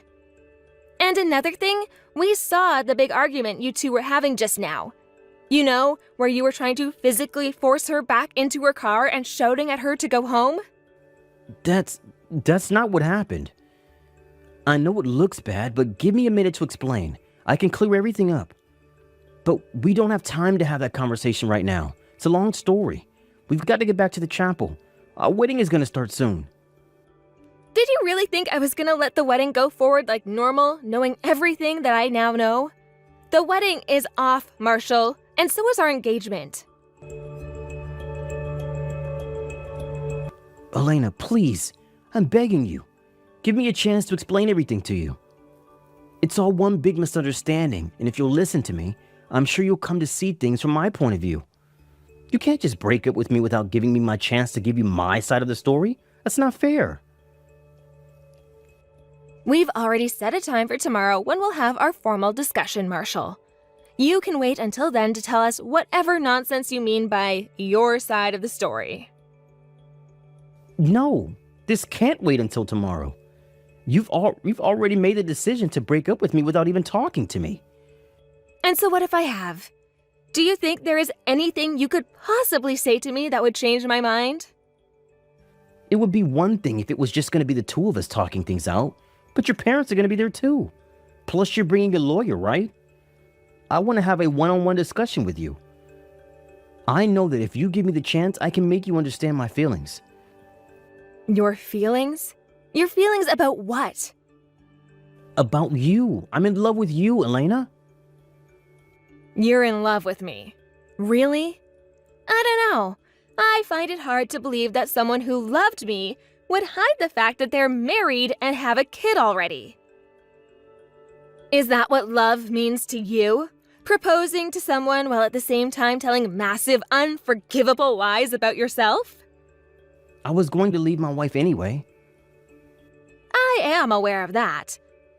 However, you never told your wife about that until after you proposed to me, isn't that right? I told you, Marshall, I know about everything. Okay, yeah, I can own that one. It's true, I didn't tell my wife about leaving her until after we decided to get married. But I've been wanting to leave her for a really long time. Okay then, so why didn't you leave her sooner? Typically, people don't propose marriage to someone while they are still married. I couldn't do that. We have a kid together. None of this changes the fact that you never told me about any of this. You always told me you were single. I'm sorry. I was always intending to tell you when the time was right. I mean, why do you think I've been in such poor health lately? The insomnia, the low energy, all of that? It's all because I knew that as our wedding day got closer and closer, I would need to break the news to you soon. And well, it was really just hard for me to come out and say it. I was too nervous. That's your fault for putting yourself in that position. It's not my fault. I was trying to get my wife to consent to an amicable divorce, but she kept digging her heels in. She wouldn't listen to reason. Stop blaming everyone but yourself, Marshall. You are 100% in the wrong for hiding the truth from me up until our wedding day. End of story. And to think, if it weren't for me hearing your son crying from through the window, I might have actually gone through with marrying you. Is that why you told me you were an orphan? You were afraid of your parents finding out that you were engaged to another woman while still married to your wife? I just found out that they are not dead. They're alive and well. Did you ever tell me the truth about anything? Is your name really Marshall? How can I marry someone who has never, ever been honest with me? I'm sorry, Elena. Really, I am. I just thought if you found out I was married, you'd break up with me. Oh yeah? Duh? Of course I would have broken up with you. That's why I had to keep it a secret. I only lied to you because I wanted to be with you. You're not going to move me with sentimental speeches, Marshall, so don't bother. I'm gonna get divorced from my wife right away. So, can't you reconsider breaking up with me? Not a chance. I would never marry a lying, cheating scoundrel neck deep in debt like you. Yes, Marshall, that's right. I know about that, too. Your spending habits were so egregiously bad that you had to borrow money from her parents. That's why your wife wouldn't consent to the divorce. You were trying to skip out on paying them back. I'm gonna pay them back, even after we get divorced. Oh yeah? Who's gonna fit the bill for that, Marshall? Were you planning on having me bail you out once we got married? No, of course not. I'm gonna pay for it all by myself. There's no way I would ever do anything like that to you. How many times do I have to tell you this, Marshall? I know everything. Everything. Your wife told me what you said to her when you were trying to get her to agree to the divorce. You told her your girlfriend was rich and had a ton of money in savings, so once you got married, you would take my money and pay her parents back right away. So stop trying to deny it. That isn't true. I never said that. She's lying to you to make me seem like the bad guy. All she's trying to do is get between the two of us. She couldn't stand to see me happy with another woman than I was with her. Even if that were true, and I doubt it, it changes nothing. I'm not breaking up with you because of your debt. I am breaking up with you because of your lies. It's still absolutely insane to me that the only reason I found out about all of this was because you slapped your own son. And that's just the icing on the cake at this point. You're a liar, cheater, moocher, and a child abuser. So this is it. After all we've been through, you're just gonna break up with me? You never loved me at all, did you? I did love you, Marshall. I meant it when I said yes. As of this morning, I was totally excited to spend the rest of my life with you. And that's what makes it hurt so much. You are the scummiest man on the face of the planet. Elena, you have to forgive me. I admit that. I was wrong. I should have broken up with my wife before I started dating you. But please understand that my life for you is 100% genuine. This isn't a matter of getting the order wrong, Marshall. What you did demonstrates clearly that you do not have the moral fiber of a man I would want to marry. Honestly, I'm glad you did things this way. If you hadn't, I might never have known what a no-good creep you were. Please, don't talk like that, Elena. You're the only woman in the world for me. You know what, Marshall? I have to hand it to you. You were right about one thing. I'm positive that I was the only woman in the world for you. Because no woman in their right mind would want to marry a piece of trash like you. After that, Marshall and I officially broke off our engagement. My troubles had ended, but Marshall's had only just begun. Since he lied to me when he said he was single, I successfully sued him for marriage fraud. Marshall is now on the hook for the cancellation fees for the wedding and punitive damage for my emotional suffering. But wait, there's more! Next up is Marshall's ex-wife. Since he had been cheating on her, she was able to secure massive alimony and child support payments from him during their divorce proceedings.